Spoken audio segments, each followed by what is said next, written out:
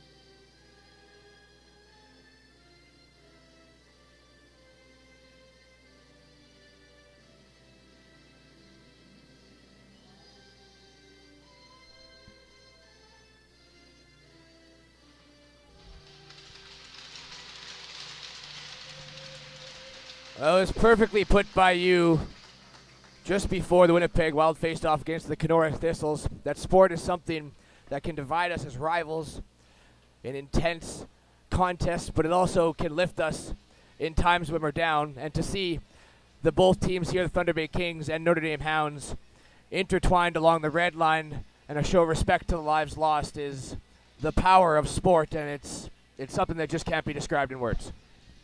No, it really can't. It's moments like these where you realize that it's just a game we play. There's always more important things and more things at stake. And in a day like this, when you're still trying to find out all the information and just try to grasp what really took place last night in that accident, it's nice to be able to know that everyone is together in a moment like that. So Thunder Bay Kings and Notre Dame Hounds are set to face off in the final Game 6 here of the round robin. Final championship of the West Regionals will come tomorrow at 2 p.m. Thunder Bay Kings wearing the black and white to our broadcast left. Notre Dame Hounds, the red and white to our broadcast right.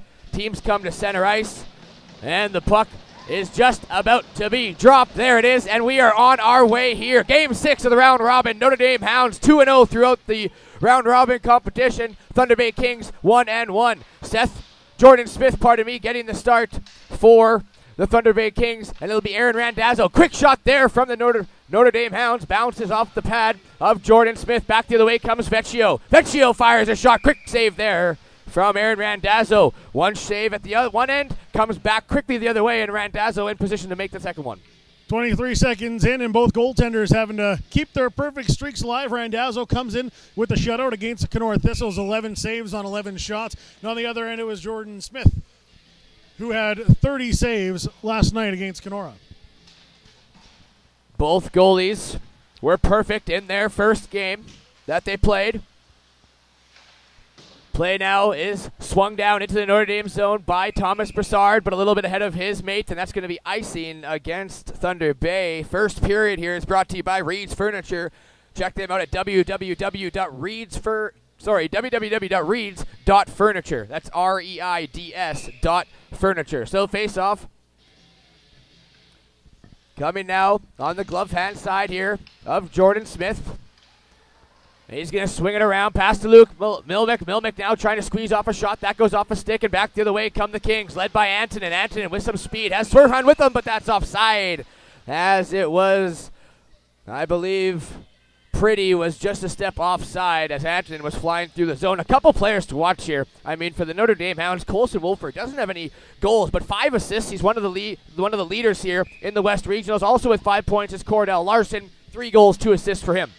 Yeah, absolutely great support players who just spread the puck around and create a lot of chances offensively as a result. Michael Vecchio is going to be the leading point getter here with 2 goals, 1 assist for the Thunder Bay Kings. He has 3 points throughout the 2 games that he's played for his team. Play ensues now, forced into the zone by the Notre Dame Hounds. A big hit there, as I believe it was Kilby who laid out Brad Morrissey, but Morrissey hops back up to his skates, looks to be okay. Clean, open ice body check there by Kilby. Very big hit by Kilby, and we've been seeing that all weekend long. He likes to throw the body, and he puts himself in good body position to make those clean checks that have a lot of impact. Face off now, glove hand side of Jordan Smith. It's won there cleanly, and back to the point, a shot coming there from Quinn Schmeiman. That doesn't miss the net by much. It bounces, I believe, off the change-up. Yeah. Kind of some awkward movement in it. He got a good piece of it, it looked like, and it just kind of moved funny in the air and fooled Jordan Smith.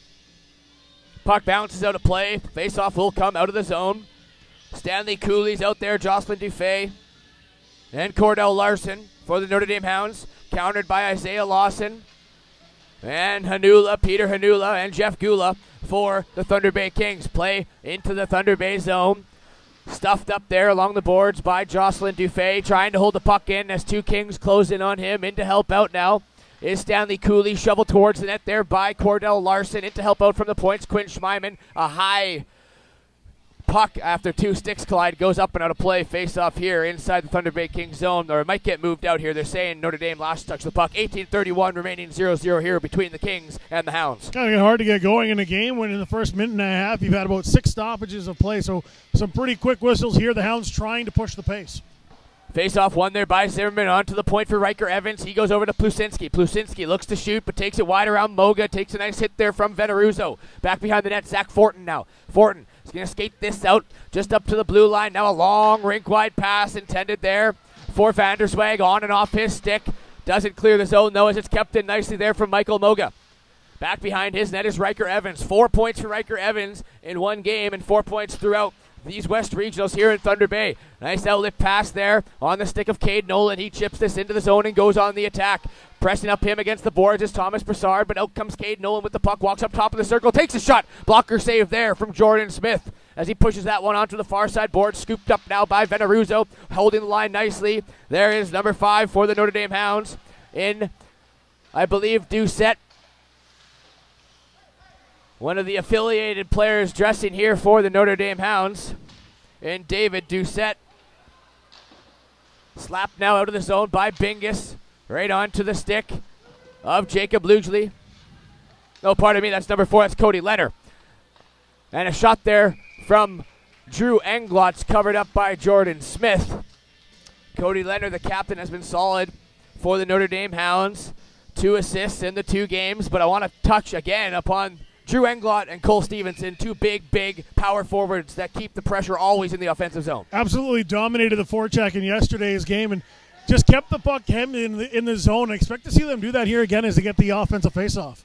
Faceoff is tied up by Cole Stevenson, trying to drive it down low as usual, and does. Takes it back up to the point, but in perfect position there was Robert Tiska for the Thunder Bay Kings. Tiska now trying to drive it wide around Leonard, stops up there, takes a bit of a fall, but gets it to the front of the net. Randazzo had to be careful there, and the second effort coming from Vecchio for the Thunder Bay Kings. Can't quite drive that towards the front of the net. Back come Notre Dame Hounds. There's Colson Wolford. Wolford has 5 points here in these 2 games. Just gets to the blue line, sends this into the full sail line change as made by the Notre Dame Hounds.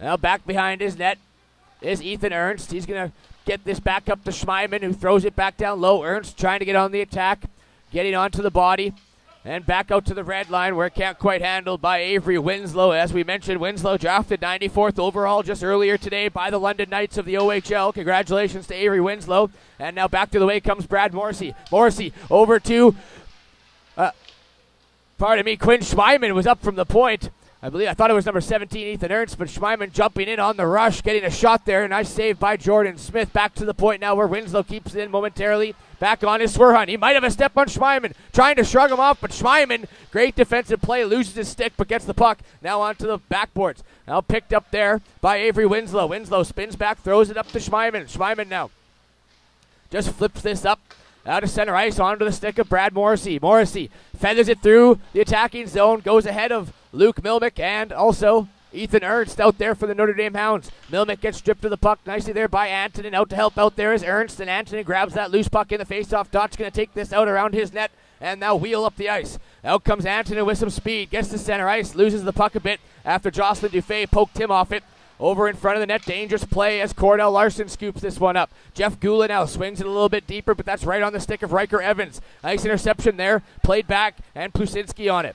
Up ahead for Jocelyn Dufay, and one up now for Cordell Larson. Larson with some speed into the attacking zone, leaves it there for Stanley Cooley with a wrist shot. Stopped, rebound chance for Cordell Larson. Can't bang away that one. Has a loose puck off of Jordan Smith, dropped right down in front of him. Now Cade Nolan's going to shoot this into the attacking zone. Zach Fortin gets tripped up, no call, back to the point for Cade Nolan. Walks around the check, takes a shot, stopped there by Smith, and covers up for a whistle. Now a little bit of pace is picking up in this one. 14:53 left to go in the first period. And it really started off with the play of Brad Morrissey for the Notre Dame Hounds on his last shift. He charged down the wing, played the wing really well, setting guys up in front of the net in front of Jordan Smith. Jordan Smith misses one that hits him in the crest, gives up the rebound.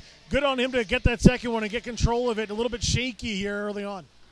Faceoffs won by Stanley Cooley, sent down to Dufay and back up for Cooley. Now trying to feed it into the slot for Riker Evans. Bouncing puck is still there, but now it's scooped up by the Thunder Bay Kings and sent all the way down the ice is Gula. Played by the goaltender Randazzo out to the near side boards here. Another bouncing puck. It is now picked up by Stanley Cooley. Cooley straddles the line a bit. Was Jocelyn Dufay, but linesman says he was offside as Cooley entered the zone. So face-off coming outside of the Thunder Bay Kings. And with 14:27 remaining here in the first period. And the Notre Dame Hounds right now just doing exactly what we've seen all weekend. Doing a great job playing the system and doing it with a lot of speed, entering the zone as a unit. Zimmerman out there to take the face-off against Veneruzzo. Veneruzzo wins it cleanly onto the stick now of Michael Stubbs. Stubbs, one of the affiliated players for the Thunder Bay Kings, getting his first game action here. Number 91 for the black and white, Michael Stubbs. Play now scrummed up on the near side. Corner boards, two bodies there for each team. Gets it back to the point. Quick shot there from Leonard. That misses the net wide. Bounces off the sideboards and picked up by Vanderswag and played up now for Veneruzzo. Veneruzzo takes a big shot there from, I believe, Stanley Cooley. It might have been Jake Dale. Yeah, it was Jake Dale, number 18. Throws his man down, and now on the attack goes Jake Dale. He gets shrugged up against the boards by Halushak. Halushak, as we mentioned, the draft pick now, 180th overall of Sault Ste. Marie. So congratulations to Matthew Halushak, big number 77, 6'3", 185 pounds is Matthew Halushak for the Thunder Bay Kings. Now 5 players up right along the blue line there, played out by the Kings all the way down the ice. Icing's going to be waved off, so out of his net comes Aaron Randazzo. Now up ahead, played for Colson Wolford. He just shovels that into the zone. On the attack now goes Drew Englot. And there's Cole Stevenson to help him out, but a great outlet pass by the Kings onto the stick of Vecchio. And an absolute beautiful hip check there thrown by Quinn Schmeiman. Laid out Zach Fortin and allowed the turnover and the breakout back for the Notre Dame Hounds. Now Drew Englot's going to take this wide around Tiska, protecting the puck. One hand on the stick, driving around, leaves it there for Quinn Schmeiman. Fortin gets in the way of that and gets his skate into the puck to negate the offensive pressure. Now here comes Stevenson. He's got a little bit of room, takes a shot, and a great play by Thomas Broussard, closing the gap there, not allowing Cole Stevenson to get the shot off. Now the puck is sent all the way down the ice. Out of his net's Randazzo. That's going to negate the icing call. Spinning back, retreating in his own zone is Avery Winslow. Winslow goes up to Schmeiman, and Schmeiman up for Englot. Englot now has Stevenson with him along with Wolford. Drops it back for Stevenson. Stevenson now takes it back, protecting the puck, driving to the front of the net. Save initially there for Jordan Smith, and now covers up with all 5 Thunder Bay Kings surrounding the net, making sure that no one gets close to Jordan Smith. You brought up his name in pregame. Cole Stevenson doing a great job there, intercepted on the right-hand side. Just steps up, and if it wasn't for a nice play there by Broussard, a great scoring opportunity on the interception. Face-off now coming to the blocker side of Jordan Smith. Brad Morrissey out there to take it against Jacob Antonin. Won there cleanly by Morrissey onto the stick of Riker Evans. Evans now trying to go far side half wall for Luke Milmick, but that's off his stick and picked up by Kyle Swerhun. Swerhun now, it's on and off his stick, scooped up by Cade Nolan. Nolan now trying to play it up for Riker Evans. A little bit of a miscommunication between the two, but Evans gets it back for Cade Nolan. And a second effort here on the breakout for the Notre Dame Hounds. Cade Nolan taking his time, looking for a read, back behind his net, goes up, headman, centering pass on the stick of Ethan Ernst. Now turnover, Anton has a little bit of room, takes a shot off the stick there, and kicked away by Aaron Randazzo. Good turnover for the Thunder Bay Kings, once again at the line, held in there by Matt Bingus. Now here comes Luke Milmick. Luke Milmick's going to take it wide, take a shot off the stick there of Anthony Benares, and up and out of play. Hits the 1992 Air Canada Cup finalist. Thunder Bay Kings also winning the Air Canada Cup in 95 and 97. Thank you to the banners up there for telling me that. Yeah, they most certainly did some good stick play on both ends defensively here. You saw the tip-off going up into the banners here, but also on the other end once you got that interception on the Notre Dame's end. Cody Leonard going to play it half ball near side here for Cordell Larson. Intercepted by the Kings. Chipped out now by Isaiah Lawson. Back for Gula. Gula has a step there. Centering as Plusinski rides him into the boards. Manages to get it up for Cody Leonard. Back. Stanley Cooley now just throws this into the zone. Smith's going to leave it there for his defenseman. On the attack are the Notre Dame Hounds. Cordell Larson just shoveling it back down low for Stanley Cooley. Cooley up high slot for Dufay. He takes a bump from Gula and isn't able to squeeze off a shot. Is Jocelyn Dufay, the native of Switzerland, number 10 for the Notre Dame Hounds. Jocelyn Dufay now just sends this into the zone. On the attack is Cooley, being helped out nicely there by David Doucette. Shot in by Avery Winslow, bounces off the backboards. Hard on the attack is Doucette, trying to ride his man into the backboards. Now Doucette has it. Loses it for a moment as it's picked up by Veneruzzo. Nice job on the line by Schmeiman to hold that one in. Puck comes back and sent all the way down the ice. This is going to be icing against the Kings.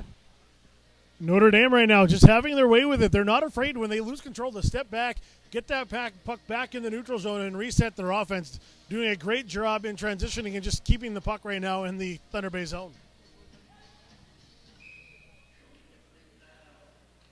Face off to the blocker hand side with the right-handed catching. Jordan Smith is won by Thunder Bay. Played up the boards to Michael Moga. He's pressured there by Zimmerman. Loses the puck, but back on it is Halushak for the Kings. Swings it far side there. From the line, pinching is Quinn Schmeiman to keep that one in. And now Thomas Brassard on the third effort here to get the puck out for Moga, and does. Moga's long pass intended for Van der Zweg is intercepted now. Schmeiman on the puck, trying to chip it up ahead for Jake Dale. Jake Dale, nice move, but Halushak closes in on him and throws him against the boards. Onside are the Hounds. Comes in. Winslow with the shot. Nice left pad save there from Jordan Smith. Back to the point for Quinn Schmeiman. Spins around the check of Van der Zweg. Trying to take it into the high slot, but an active stick from Veneruzzo negates that from happening. Now Avery Winslow just walks in, trying to step around Veneruzzo again. He throws the body this time on Avery Winslow. Two great plays for Veneruzzo there to break up a couple scoring opportunities for the Notre Dame Hounds. Yeah, it's very interesting to see Veneruzzo changing up his style of play. He's been a little bit more of the offensive guy so far this weekend, but as the team's being hemmed in his zone, just calm, cool, and collected back there, making sure that he's in position to make the play when he's called upon. Face off blocker side.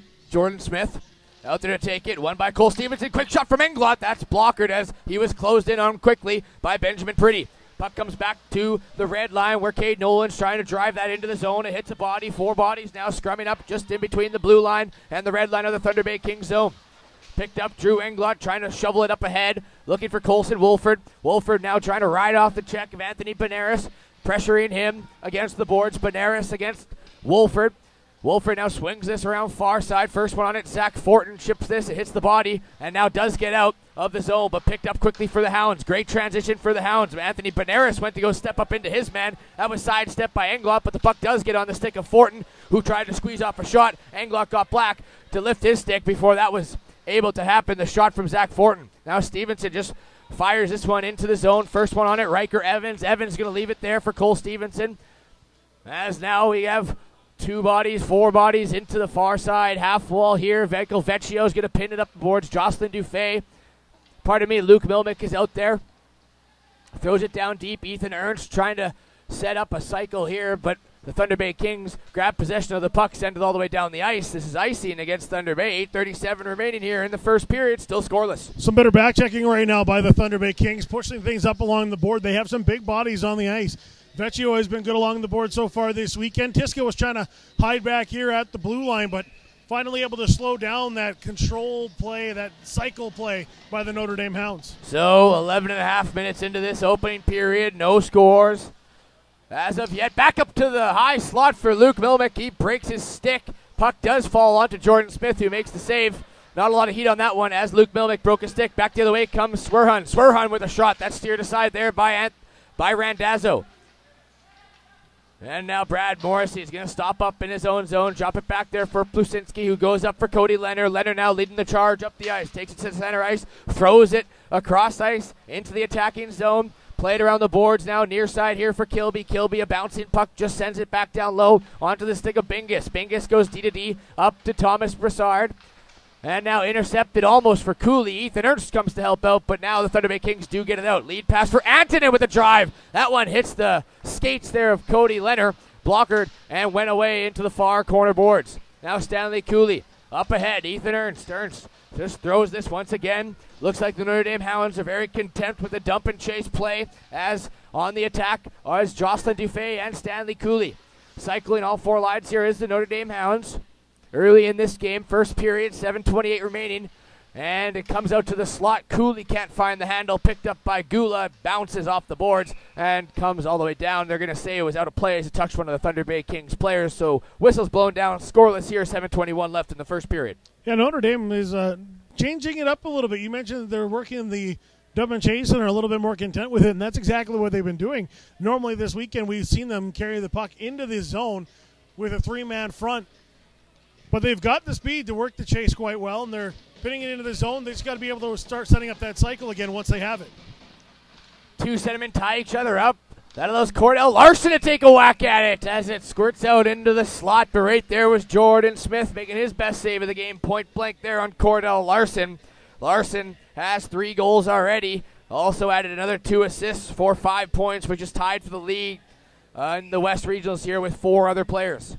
Larson with a hat trick there in game number 1 against Kenora. Didn't get anything to show for it yesterday as they took on Winnipeg, but great opportunity right off the draw. Back up to the point for Schmeiman. He takes a shot. That's off the skate there of Jocelyn Dufay and goes wide of the net. Now back for Moga. Moga just sends this out of the zone to the red line where it's picked up there by Quinn Schmeiman. Schmeiman now. Jocelyn Dufay loses the handle of the puck. Immediately out to center ice, Michael Stubbs. Played back now for Winslow. Winslow cross ice Dufay and a nice touch pass up there for Larson. Larson trying to feather that into Avery Winslow on the top of the near side circle there, but intercepted by the Kings, sent all the way down the ice. They get center ice and chip this in. Zimmerman's going to leave it there for Avery Winslow. Winslow now trying to shake off the check in there of Michael Vecchio. Oh, pardon me, that's Veneruzzo, number 12. Puck comes out to center ice. Benares immediately slaps that one back in. Out of his net comes Randazzo. No handle on the puck for Randazzo. Allows Moga to try to squeeze a shot off. Blocked there by Zimmerman. Now with a little bit of room comes Adam Zimmerman. Chips it off the boards. Played again. Whistled down as it touches one of the gloves of the Thunder Bay Kings. Both teams will look to make a change here with 6:21 remaining in the first period. What continues to astound me right now with the Notre Dame Hounds is they just seem to be playing on a smaller ice surface than everybody else. They're so fast, but they get themselves in position in such a quick amount of time and take away so much space. It just doesn't seem like Thunder Bay ever has an opportunity to get past the neutral zone with control. Now Riker Evans with it across center ice. Going to skate this one in. Onside are the Hounds. Riker Evans throws a low shot. Stopped there from Jordan Smith. Rebound spills out in front of him, but cleared away from Thunder Bay.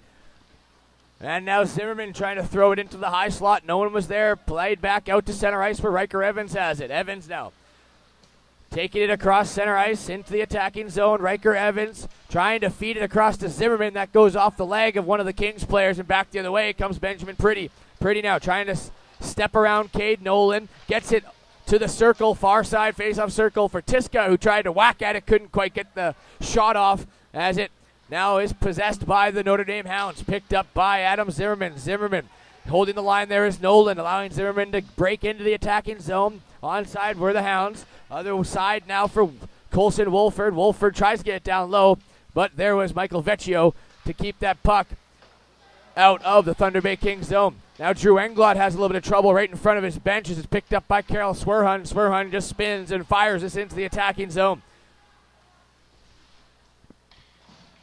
Cade Nolan.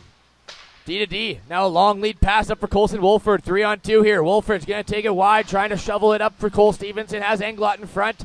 Can't get it towards the net, but it bounces back onto the stick of Colson Wolford. He's pressured up against the boards there from Broussard. Wolford now trying to walk around the net. Takes it around the net. Almost a wraparound attempt. Decides to hold on to it. Walk up far side half wall. Now with a blast and a great save there from Jordan Smith. Bouncing puck off his glove and falls back. Held in there from Cody Leonard. Stevenson now with these big power forwards of the Notre Dame Hounds creating the cycle. Zach Plusinski holds that one in. Drew Englot on the puck. Cole Stevenson keeps that one in this time. And now finally the Thunder Bay Kings with Kyle Swerhun is able to clear the zone.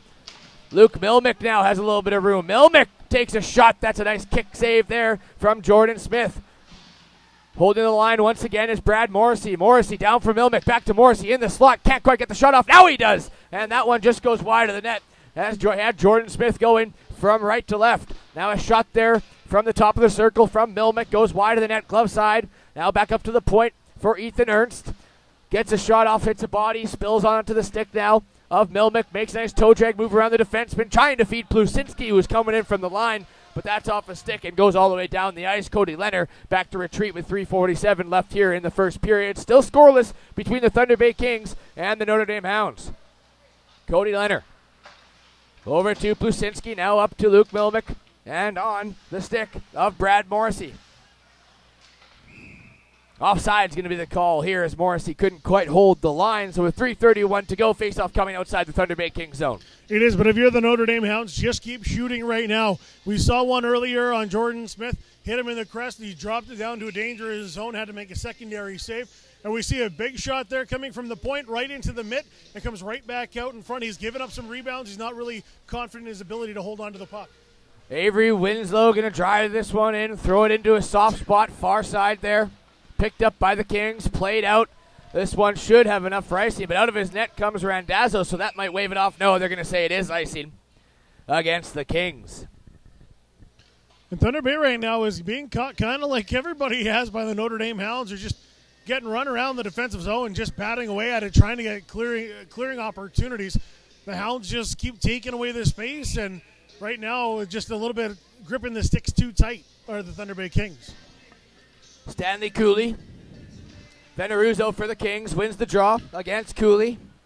Played now, DDD over to Broussard and quickly up for Lawson. Lawson now going to chip this one just to the blue line there where it's stopped by Avery Winslow. Now four bodies scrumming for the puck right at the blue line of the Notre Dame Hounds zone. Jeff Gula picks up that loose puck, throws it to Veneruzzo, who sends a backhand off the back glass. It carabs off and lands on the stick there of Cooley, who tries to swing it around. Now Quinn Schmeiman with it, has Zimmerman flying through. Zimmerman's got to stop up and allow Schmeiman to enter the zone. There's the shot from Schmeiman. And Jordan Smith right into position. Easy save for Jordan Smith. Covers up 2:46 remaining here in the first period. Yeah, and Schmeiman's getting pretty aggressive so far from his defensive position. We've seen him step up 2 or 3 times already in the first period. Here's another opportunity for shot from distance.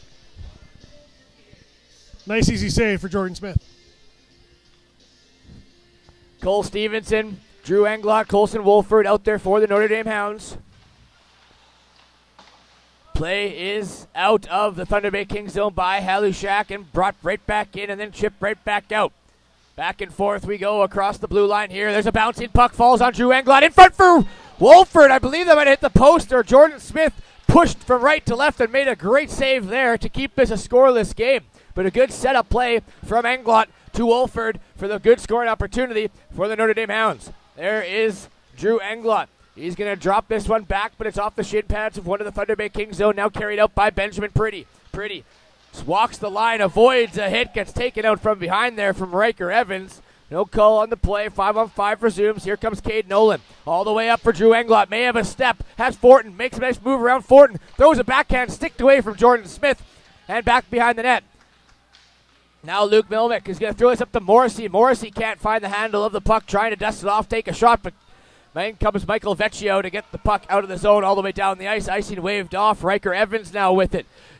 Winds up some speed and clears through his own defensive zone into the neutral zone and now into the attacking zone. Luke Milmick. Milmick back to the point.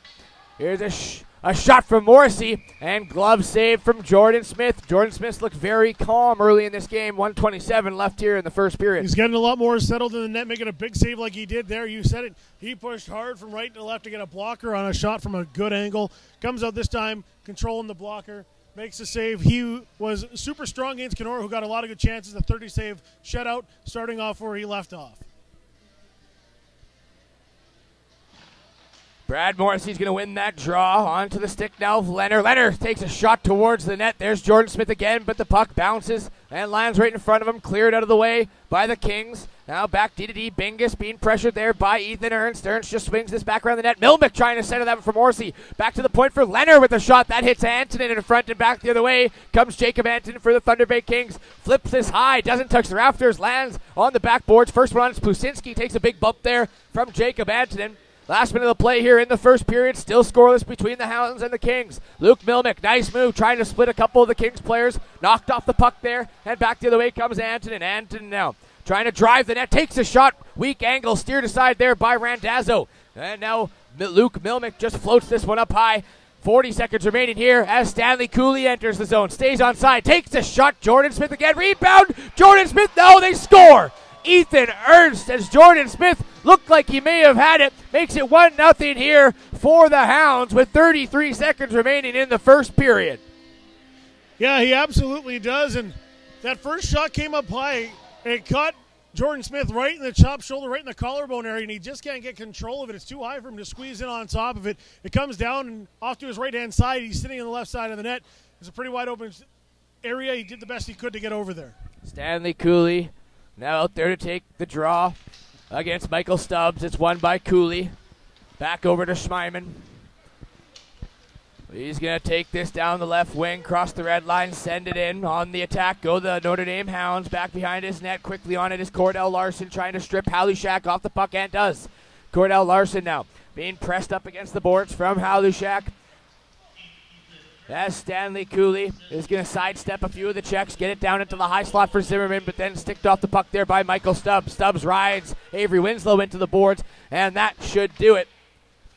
4:20 minutes of play here. Hounds were on the attack most of the period, had most of the play down into the end of the Thunder Bay Kings zone. Jordan Smith was perfect throughout the majority of that period, but with 33 seconds remaining, Ethan Ernst puts the Hounds up 1-0 in a huge goal late in that first period. He made some big saves throughout that period, but he's giving up rebounds right now. His rebound control isn't the greatest. He's had some hit him up high that he hasn't been able to get a hold of. That was another example of it there. The Notre Dame Kings maybe trying to pick on the high areas. He gets the initial save, just can't get to the second one. So no penalties in that opening period. It was a little bit of a slow-going start as we had about 6 whistles in the first minute and a half, but it really picked up speed after the opening 3 minutes, and the goal scored by Ethan Ernst. On the assist there, Stanley Cooley. That one's brought to you by Windsor Plywood, puts the Notre Dame Hounds up 1-0 over the Thunder Bay Kings. Yeah, it was a great first period. Once you say they picked up the pace, it was really the Notre Dame Hounds pushing the puck forward, keeping it away from the Thunder Bay Kings, and working a good cycle. Well, 20 minutes down, 40 minutes to go. Notre Dame Hounds up 1-0. Stay with us here for the remaining 40 minutes of play in the last game of the round robin before we get to Sunday's Telus Cup West Regional Finals at 2 p.m. Right here, Rory McGorn, Will Stryline with you on the Manitoba Sports Network. 1-0 Notre Dame Hounds over Thunder Bay Kings. Stay with us here for the final 2 periods on the Manitoba Sports Network.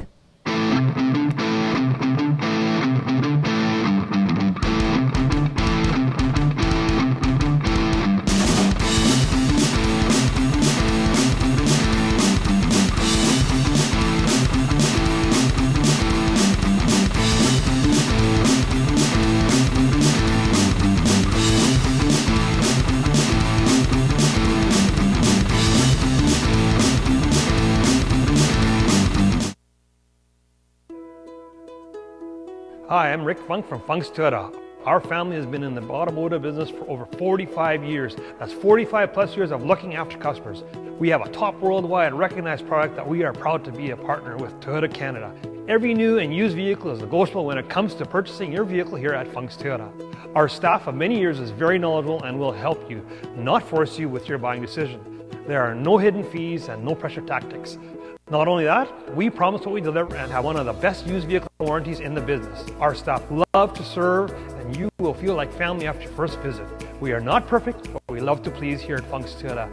For those of you that have experienced our Funk's Toyota family way, please share it with others and like us and share us on Facebook. We are proud to be a sponsor of the Manitoba Amateur Sports. Visit us online at www.funks.toyota.ca.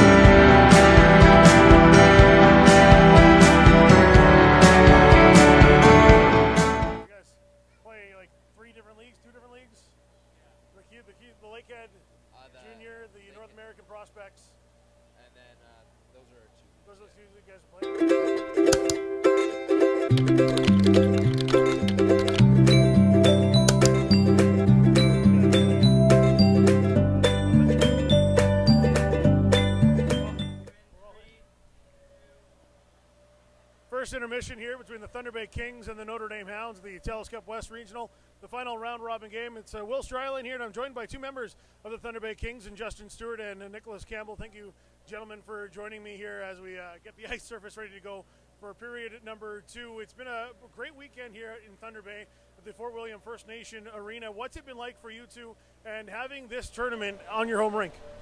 It's definitely been a good experience having all the friends and family around. It's we travel a lot, so we're not home all the time, and we don't normally get to do this kind of thing, so it's nice. Yeah, you know, it's a pretty good experience with all the home crowd here, and brings in family and friends, and great to have them watching. You know, being at home, it's a little bit different for everybody who comes in, and you guys have been out of the Branch Championships a few times, and the teams have to travel before, and you mentioned you're away from home. You play in 2 different leagues. You play in the Lake Cat Junior Hockey League, which is Junior B, and you played in the North American Prospects Hockey League, filled with a bunch of teams from down south in the United States, a fairly high level of competition. Has it been a tough adjustment getting back to the level of play here at the Telus Cup?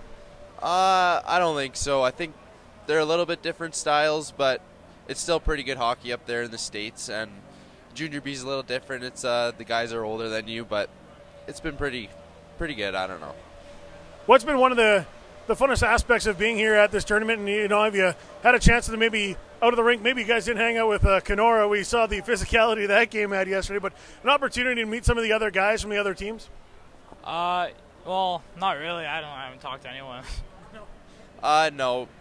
Some of us are friends with the guys on Kenora, but we don't really know the other 2 teams. But can you kind of give me a breakdown on your team's performance here through the round-robin play, getting the victory against Kenora? A couple of tough matchups against the Winnipeg Wild. A heck of a hockey game that was. Yeah, it was. You know, our goalie Seth McKay played really well, and again today Jordan Smith's playing really well. And you know, we lost 4-1 the first game, but it was still 1-1 I think till up into the third. But it's a good game. So Justin Stewart, Nicholas Campbell from the Thunder Bay Kings here. They'll head back down as we get set for period number 2. Will Stryline with you on the Manitoba Sports Network.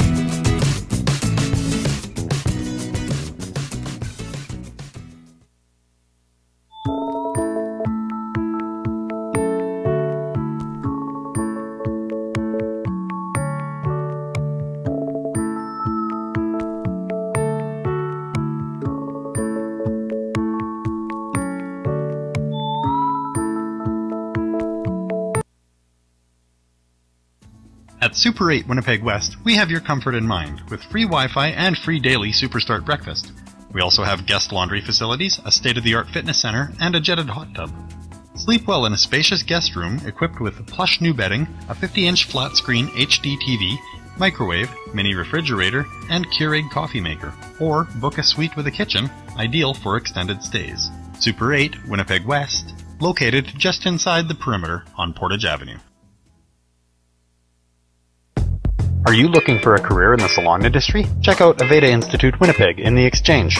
What sets us apart is our student mentorship program, 95% placement rate after graduation, real-world salon experience, and network of 7,000 salons and spas. You will learn creative cut and coloring, latest trends and techniques, social media marketing, fashion shows, photo shoots, and more. Now accepting applications for 2018, so check us out and book your tour today. Aveda Institute Winnipeg. Hair school the way it should be.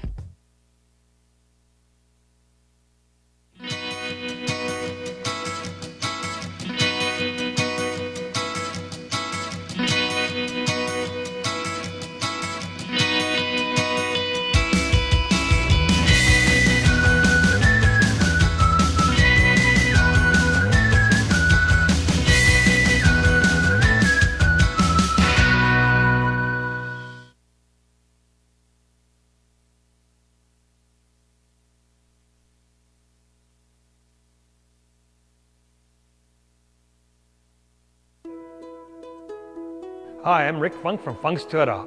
Our family has been in the automotive business for over 45 years. That's 45 plus years of looking after customers. We have a top worldwide recognized product that we are proud to be a partner with Toyota Canada. Every new and used vehicle is negotiable when it comes to purchasing your vehicle here at Funk's Toyota. Our staff of many years is very knowledgeable and will help you, not force you with your buying decision. There are no hidden fees and no pressure tactics. Not only that, we promise what we deliver and have one of the best used vehicle warranties in the business. Our staff love to serve and you will feel like family after your first visit. We are not perfect, but we love to please here at Funk's Toyota. For those of you that have experienced our Funk's Toyota family way, please share it with others and like us and share us on Facebook. We are proud to be a sponsor of the Manitoba Amateur Sports.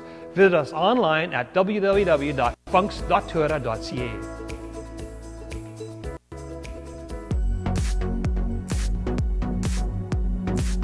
I think it's a pretty good program, getting to be on the ice every day and meeting new people from all over the world and playing with new teammates that I've never played with before.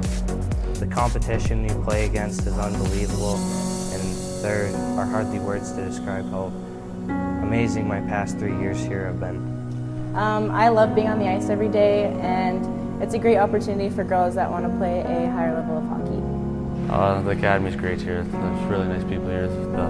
The town is great. It's a nice little quiet town.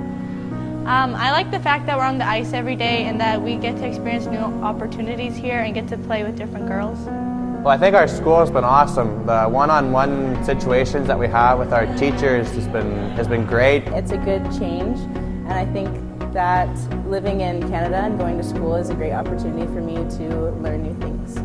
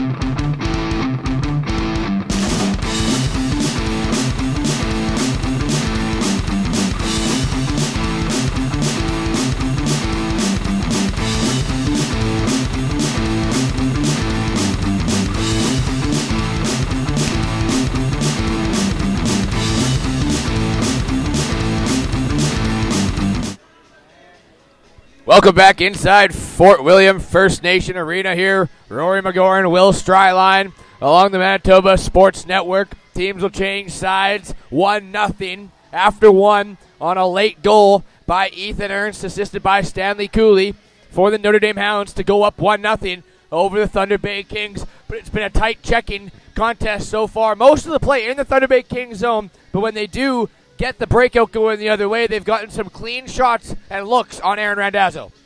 They have. They've been working the stretch pass fairly well, but they're coming in on just like that one-man rush opportunities. They haven't really been able to set their feet so far inside the Hound zone, and part of it has to do with the defensive scheme through the center ice. They drop a guy back quickly. Their defensive pairings are not afraid to come back to the blue line. They start taking you away right at center ice. And if you're trying to work something through, they're not afraid to step up, intercept that pass, and they're so quick. They're back in your own end before you really know what happened. Now 1-0 after one. Home team Thunder Bay is going to switch over to our broadcast right. The visitors, Notre Dame, going to switch to our broadcast left. Riker Evans, Cade Nolan on the point, starting for the Hounds. Up front, Cole Stevenson, Colson Wolford, and Drew Englot. That top unit here for the Notre Dame Hounds. Don't be surprised to see them drive the play down deep behind the net of Jordan Smith, who, although let up a rebound which led to the goal from Ethan Ernst, was very solid in that first period. Puck is dropped and second period is on the way. Cade Nolan, D-to-D over to Riker Evans. Evans going to drop that back for Cade Nolan. He's going to swing this up and hit the streaking defenseman Riker Evans. A little bit of mishandle there with the puck. Back to the point for Nolan. Walking the line, dusting it off, can't squeeze off a shot in there to help out Riker Evans. And now the grind comes here for the forward. Shot there from Cole Stevenson. That's off the body there of Thomas Brassard and goes wide of the net. Now 5 bodies scrumming for the puck. Far side, just halfway into this Thunder Bay Kings zone. Isaiah Lawson falls down but pinches the puck. Now Cole Stevenson comes out with it. Stevenson back up top for Nolan. Nolan with a shot. That's tipped in front by Englot and bounces wide of the net. Puck now at the blue line, kept in once again by Cole Stevenson. Swung back around. Half a line change here for the Notre Dame Hounds allows Halushak to get the puck, floated all the way down the ice, but this should be icing, and it is. Great start here, nice and fast by the Notre Dame Hounds, just charging into the zone so far and firing on. Had a good angle on Jordan Smith. If it wasn't for Brassard, who's blocked a couple shots already in this hockey game, he's probably been the biggest defensive aspect for the Thunder Bay Kings through the first 20 minutes. In comes Brad Morrissey to take the face-off for the Notre Dame Hounds against Michael Vecchio. It's won there by Morrissey. Back to the point there for Zach Plusinski. He's going to swing this around the boards into the near side corner. Ethan Ernst ties up his man. That allows Morrissey to get the puck back up top for Plusinski.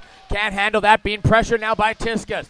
The speedy Robert Tiska trying to strip the puck off Plusinski. Gets played up here as Milmick trying to get the puck off of Fortin. Fortin takes a shot, never makes it to the net. That one does from Zach Fortin, blockered away by Aaron Randazzo.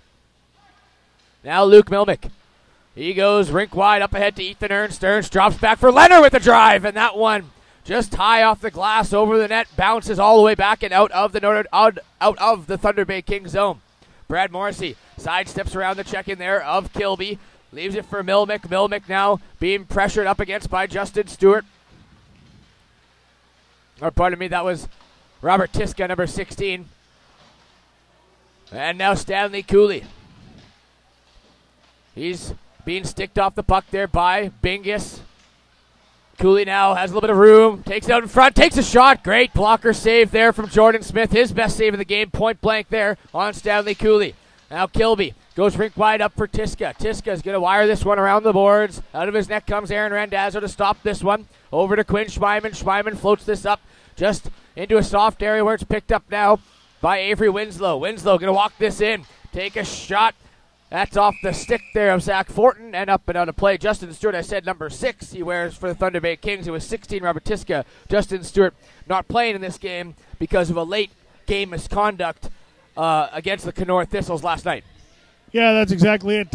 We saw it late there in a tangle up with Jordan Aniska last night. They got into a bit of a scrum. There's a little bit of a tackle there at the right in front of the Thunder Bay bench, and it was adding on to what was a very physical game. 36 minutes and penalties alone for Thunder Bay last night. 54 combined throughout those two teams last night between the Thistles and the Thunder Bay Kings in penalty minutes. That's played up there by Kyle Swerhun on the attack. That was Antonin. Antonin trying to get it out to the front, but fans on the passing attempt trying to get it back from Swerhun. Big hit there as Michael Stubbs hits Cooley, but the Notre Dame Hounds do get the puck out with Zimmerman. Onto the stick now, Kyle Swerhun. He's going to play this long lead up from Michael Stubbs with some speed. Takes a shot. Shoulder save there from Aaron Randazzo. And back to the net. Stubbs now banging away at it, trying to stuff it in short side. Randazzo tight to that point, tight to that post, not allowing Michael Stubbs to drive it through. Now back comes Adam Zimmerman. Zimmerman skating down, gets to the blue line, sends it in. Off the back glass there. First one on it for the Kings is going to be Jacob Antonin. Antonin now is driving to the red line, gets there, trying to shovel that one in. It's off the chest, and now here comes David Doucette with a shot. That one above the head of Jordan Smith. Bounces off the back glass, found by Brad Morrissey, over to Jake Dale. He throws the shot at the net. That one stopped there by Jordan Smith. Stubbs now with the loose puck, just going to throw this all the way down the ice. It should be icing against the Kings.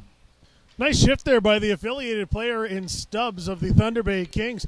Takes a nice lead pass, charges down the right-hand wing, fires a shot on. As the play continues, he gets caught up in behind, gets another opportunity near side on the opposite side that time of Randazzo. So a good opportunity for him in his first game here at the Telus Cup. Michael Stubbs plays for the minor midget Thunder Bay Kings. Called up for 3 games, had a goal in one of those 3 games. 5'8", 174 pounds. Born in Thunder Bay, Ontario. Wearing number 91 here for the Thunder Bay Kings. Now on the puck is Cade Nolan. Just bounces this off the boards in the area where Morrissey was. It's played up ahead now. On the puck is David Doucette. He rides his man up into the boards. Stopped there by Riker Evans at the point. Held in for the Hounds. Morrissey now trying to throw it into the high slot where Doucette was waiting. Intercepted there by Michael Moga. But nicely keeping the line is Cade Nolan. Now the Kings do get it out. And it's up ahead for Moga. Moga gets shrugged off the puck there by Nolan. In to help out is Veneruzzo trying to throw it towards the front of the net. That's off a body. Second effort spills back behind the net of Aaron Randazzo. Now Riker Evans. 15:36 remaining here in the second period. Will scoop up the puck and headman passes up to Jake Dale. He just flips this one into the attacking zone, and off for the change go the Notre Dame Hounds. And that allows Zach Fortin now to swing, wind up into his own zone, now into the neutral zone, across the red line. Gets sticked off the puck there by Drew Englot. Englot with some numbers, 3-on-1, has Stevenson with him. Englot, Wolford, shot, stopped there by Jordan Smith. Great save there on the 3-on-1 for the Notre Dame Hounds. Back to Leonard. There's a shot from the point. Bounces up to Businski with another drive, and that's off the stick and up high. Notre Dame Hounds with a lot of pressure there on that last shift and a few shots. Jordan Smith making a bunch of saves. Just loading up the magazine and firing off a bunch of shots on the Notre Dame Hounds. And a good job by Jordan Smith, making a save, getting back into position, tracking the puck very well through that sequence. Face-off will come outside the Thunder Bay King zone. Peter Hanula take the draw against Cole Stevenson. Linesman making sure everyone's in position, specifically Drew Englot and Jeff Gula.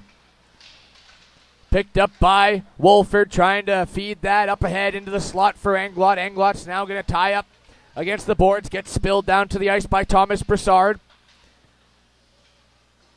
Englot now scoops it up, walking to the front of the net, decides the wraparound chance, and Cole Stevenson banging to the net. Puck spills back out to the point for Leonard. Leonard drives it back down low for Cole Stevenson. Cole Stevenson shrugs off the check there of Moga, walking out to the high slot, stripped off the puck now by the Kings, and out almost was Isaiah Lawson, but again, big Cole Stevenson will strip him of the puck. Now a turnover. Englot shoots, and that one misses the net just wide. Jordan Smith may have got a glove on that one. Nonetheless, it's still 1-0 here for the Hounds. 14-21. Big hit there right at the blue line as Zach Plusinski will lay out Jeff Gula of the Thunder Bay Kings. Now Matt Bingus going to fly this one up the boards. It hits the linesman. Second effort for Vecchio is intercepted by Plusinski. Plusinski now flying down the right wing here. Gets rubbed out against the boards by Michael Vecchio. Stopping up is Colson Wolford. He's been out there for a while, so he's going to head now to the bench and get a line change. Quinn Schmeiman with the puck. Going to drop it, leave it there for Avery Winslow. Winslow is going to slide up, leave it off the boards. Ethan Ernst onside are the Hounds. Centering pass for Milmick. Can't handle that one. It falls back to the far side boards. Now Milmick back up to the point. Quick shot there for Schmeiman. That one misses the net, bounces off the backboards. First one on it is Avery Winslow. Winslow now down low for Luke Milmick. Milmick trying to battle off the check there of Anthony Benares. Benares is going to leave it up for Ben Priddy, and then back comes Milmick to strip Priddy off the puck. Puck does come out. They're going to have to check up is the Hounds. Avery Winslow immediately back into the zone. Winslow now walks into the slot, trying to squeeze off a shot. Does it? He scores! Avery Winslow walks into the high slot, going from right to left, shoots from left to right, and beats Jordan Smith to make it 2-0 for the Hounds. And that is just a circumstance of really good work by the Notre Dame Hounds, just hemming the Kings in their own zone, moving the puck around, cycling, running their system well, get an interception up high, and he's in a dangerous zone right in between the circles and fires a perfect shot past the blocker. Stanley Cooley wins the faceoff there for the Hounds, back on the stick of Riker Evans, and intended up for Cooley. That's off the skate there of Robert Tiska, but is into the zone. Cooley now stops that one at the line, holds it in, drives it now down a little bit deeper on the near side, walks around the defenseman, feeds it up to Larson. Larson with a shot that missed the net on the glove side there of Jordan Smith. 5 bodies now on the far side, corner boards. Drop down for Cordell Larson, back around the net, back in front for Riker Evans, but he decides to retreat back, and Robert Tiska with some speed. He's stripped off the puck by Cordell Larson. Riker Evans picks up the loose puck, feeds it up to Stanley Cooley. He chips it around the boards. Out of his net comes Jordan Smith to stop this one. Leaves it there for Zach Fortin, the assistant captain of the Thunder Bay Kings. Floating puck, trying to get it up to Robert Tiska, is intercepted by Riker Evans, who takes a big hit but gets the puck up to Luke Milmick. Milmick with a shot. That's off the skate there of Halushak and bounces over the net. Another attempt from Milmick. Can't get enough on the puck as it bounces there into the near side faceoff circle. And now Riker Evans just going to touch this back for Cade Nolan. Up ahead, back into the Thunder Bay Kings zone. Go the Hounds. Milmick is out there with David Doucette. Doucette now stops up, swings around, being pressured against the boards by Stubbs and Tiska. Now a third body for the Hounds come in to help. 2 for the Kings, 3 for the Hounds. Milmick comes up with the puck. Long rink wide point to Leonard. Leonard with a drive. That doesn't make it to the net. Back to Leonard. Over to Plusinski. Plusinski with a shot. That's blocked nicely there by Stubbs. Held in once again for Plusinski. Over to Leonard. Leonard rink wide. Milmick with a shot. He scores! Luke Milmick picks up his 4th goal of this tournament and makes it 3-0 for Notre Dame. What a great job by the Hounds, moving the puck around and just taking the shooting lanes that they are given, firing away with a lot of power from the blue line. And again, the Kings just can't get the puck out, and that's a challenge for them right now. Stubbs blocking shots, doing everything that he can. And right now for Jordan Smith, he's been beaten twice now from the high slot to the blocker's side, and that may be where the Hounds are focusing the attack. Luke Milmick picks up the 3rd goal here, brought to you by Windsor Plywood. 3-0 for Notre Dame. It was 1-0 after 1. On the goal by Ethan Ernst. 2 goals here in the second period. The first one scored by Avery Winslow. The second one, Luke Milmick. To make it 3-0 here in the second period. 11:19 remaining in this frame. Face-offs won there by Antonin. Back up to the point for Benares. Long shot from Benares. Almost made it to the net, but tipped wide by a body in front.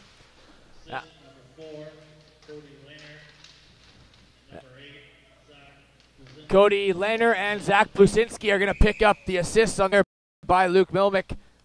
And play is pushed into the Thunder Bay Kings bench. We'll get a face-off here back inside the Notre Dame Hounds end. Luke Milmick is having a little bit of a quiet game. It was Brad Morrissey pushing the pace of play for that line so far through the first 20 minutes of play. But in the second period so far, he's gotten a little bit more active in the rush. He has a step up there and has his 4th goal of the tournament. A shot from the top of the circle for Swerhon is steered aside by Randazzo. Randazzo's been perfect so far in these West Regionals. Now here comes Cole Stevenson. Stevenson trying to drive and does around the check-in there. Benares gets it down low. In to help out is Drew Englot, but out of the zone come the Thunder Bay Kings. Swinging back with his stick is Kyle Swerhun to knock this back to center ice.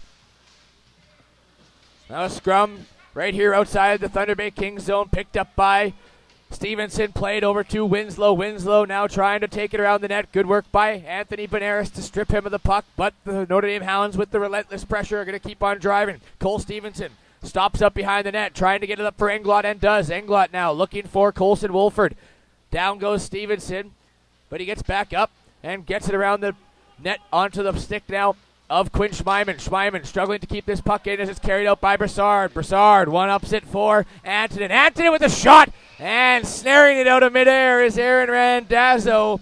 Great change of angles on the shot from Antonin, and Randazzo was in position, though, and reached out and made the save. Randazzo was coming across, maybe pushed off a little bit too hard, and left that top corner wide open, but very quick with the glove hand, and a nice shot. Veneruso out there to take the face-off against Brad Morrissey. Blocker hand side of goaltender Aaron Randazzo. 10 minutes exactly remaining here in the second period. 3-0. Long lead pass from Morrissey. Misses him. Play coming all the way back down inside the Hounds' end. Can't stretch a pass much farther than that one from behind your own goal line looking to the offensive blue line. Yeah, goal line to blue line, but a little bit too much height and heat on that pass. And Brad Morrissey couldn't control it, so icing is the call. Morrissey out there to take the face-off once again. He's going to win this one and push it up ahead to Luke Milmick. Milmick now has Ernst and Morrissey with them, 3-on-2. Touch over to Morrissey. Morrissey now backhand to Ernst, and there's Jordan Smith, sticks the stick out and stops it from going backdoor over to Ethan Ernst. Great play there from the goalie for Thunder Bay. Back the other way now for Morrissey. Morrissey has Ernst with them. This time gets it through, but Jordan Smith once again pushing from the right to the left. Makes a great blocker save. 9:29 remaining, still 3-0. Two crucial plays, one breaking up the pass, the second one saving the shot, both from Morrissey to Ernst. Great transition there. It's along the boards. It comes loose, and he tips in between his legs, and there's Brad Morrissey. Full steam ahead, comes charging in. He's got Ernst coming off to the right, throws it across, and I'm not quite sure how Jordan Smith was able to get over in time to knock that one away. Brad Morrissey out there to take the face-off once again. That line will stay out there of Morrissey, Milmick, and Ernst. Puck is shoveled down deep. It rings around the boards, picked up by Halushak. Long lead pass looking for Gula. Nice active stick there for Cade Nolan. Now Luke Milmick gets to center ice, no option, so just floats this in. First one on it's going to be Benares, but he gets ridden into the boards hard there by Brad Morrissey. Puck comes back to the line. Riker Evans can't hold that one in. Sidesteps two checks of Kings and plays it up to Ernst. Ernst dusts it off, takes a shot, kick save there from Jordan Smith. Puck bounces into the near side corner boards where Milmick gets pressured up against the boards from two of the Kings players. Now Halushak crunches Ethan Ernst into the backboards, and play is chipped out. Icing is waved off. For out of his net comes Randazzo. He's going to leave it back there. And up for Ethan Ernst. Ernst drops it back for Plusinski. Plusinski now up to Stanley Cooley. Cooley trying to feed it back to Plusinski, but the bouncing puck hops off his stick and falls into the far side corner boards. Now back to get this one is Cordell Larson walking into the high slot. Drops it up for Leonard. Leonard now walking around a few checks, as Jeff Gula just gets this to the blue line and chips it out. Not enough for icing as back goes Cordell Larson. Up now for Stanley Cooley. 8:13 remaining in the second. Long lead pass for Zimmerman, trying to get a step on Zach Fortin, who trips him up. And we will get our first power play opportunity, brought to you by GT Hockey. Go to gtperformancehockey.com. That one's going to the Notre Dame Hounds. Yeah, this power play is going to go to the Notre Dame Hounds, and it's Brassard using the hook. Got beat with speed, and it's the first time Brassard's really been caught off guard by how fast the Hounds came in and got it up under the arm, couldn't get down and away in time. So we have 8:07 remaining in the second period, brought to you by West Fort Foods. Check them out at www.westfortfoods.com. First power play of the game. Shot quick there from Larson. And out of his net comes Jordan Smith to cut off the angle and make that save. No time was even taken off the penalty there. I'm wondering if the timekeepers are going to have to check for that one. Still says 2 minutes. And now back to the point for Quinn Schmeiman. Over to... We're going to get a whistle here. They're having an issue with the clock. That's the time on the scoreboard also hasn't changed, along with the penalty. So the clock did tick down a couple seconds there, and the penalty didn't start coming off. So going to get a little bit of a stoppage here until we can get that figured out. In the meantime, if you look over to the Thunder Bay Kings bench, it was Benares taking a hard hit in behind Jordan Smith. Looked like he was holding or working on his right arm as he came off, was kind of hemmed in his own zone. Saw the trainer when he went back, and he's back up in the lineup now, so expect to see him back on the ice. A little bit of a stinger. It was Brad Morrissey who threw him down into the backboards, landed on his shoulder, so probably maybe a little bit of a numbness down the arm that was impacted by the backboards. 3-0 here for the Notre Dame Hounds. All those goals brought to you by Windsor Plywood. Morrissey's going to win this draw. Back up to Quinn Schmeiman. A little bit of trouble with it, but gets the second handle. Goes to Milmick. Now cross ice for Morrissey. Morrissey in front. Larson. Larson gets a tip on it. They're banging away at it. Smith is out of his net. And back for Morrissey. Great positioning by Jordan Smith. Big butterfly, legs are closed, and he's just in the right position at the right time. Now Morrissey, quick turnaround here for the Hounds. He's going to take it wide on his backhand. Throw the backhand to the net. Once again, Jordan Smith making the save. Has faced a plethora of shots here in this game. 3-0 for the Notre Dame Hounds. Yes, and the Thunder Bay Kings need to come up with an answer right now for Brad Morrissey. He's doing whatever he wants out there. You've seen him beat Brassard. You see him this time now beat Zach Fortin, who have been two of the best defenders all tournament long for the Thunder Bay Kings. He's just driving so hard and getting great lanes, pushing himself towards the net. Morrissey once again wins that faceoff. He's been really electric in the faceoff circle. Back up to Morrissey. On the near side, up top now for Schmeiman with the blast. That misses that. Rebound for Morrissey. That just puts wide of the net. Puck carobs off the boards and comes back up to Quinn Schmeiman. Over to Milmick. Milmick down low for Larson. Back up to Schmeiman. Doesn't like to read to the net, so he walks up back to the line. Going to drop it down far side for Milmick. Trying to feather that to Schmeiman. Second effort does get it to Schmeiman. Schmeiman now near side here for Morrissey. Set up on the power play. Into the slot for Ethan Ernst. That's blocked nicely there by Halushak. Now Milmick back up top for Schmeiman. Schmeiman with a shot, seen through everything, and they score.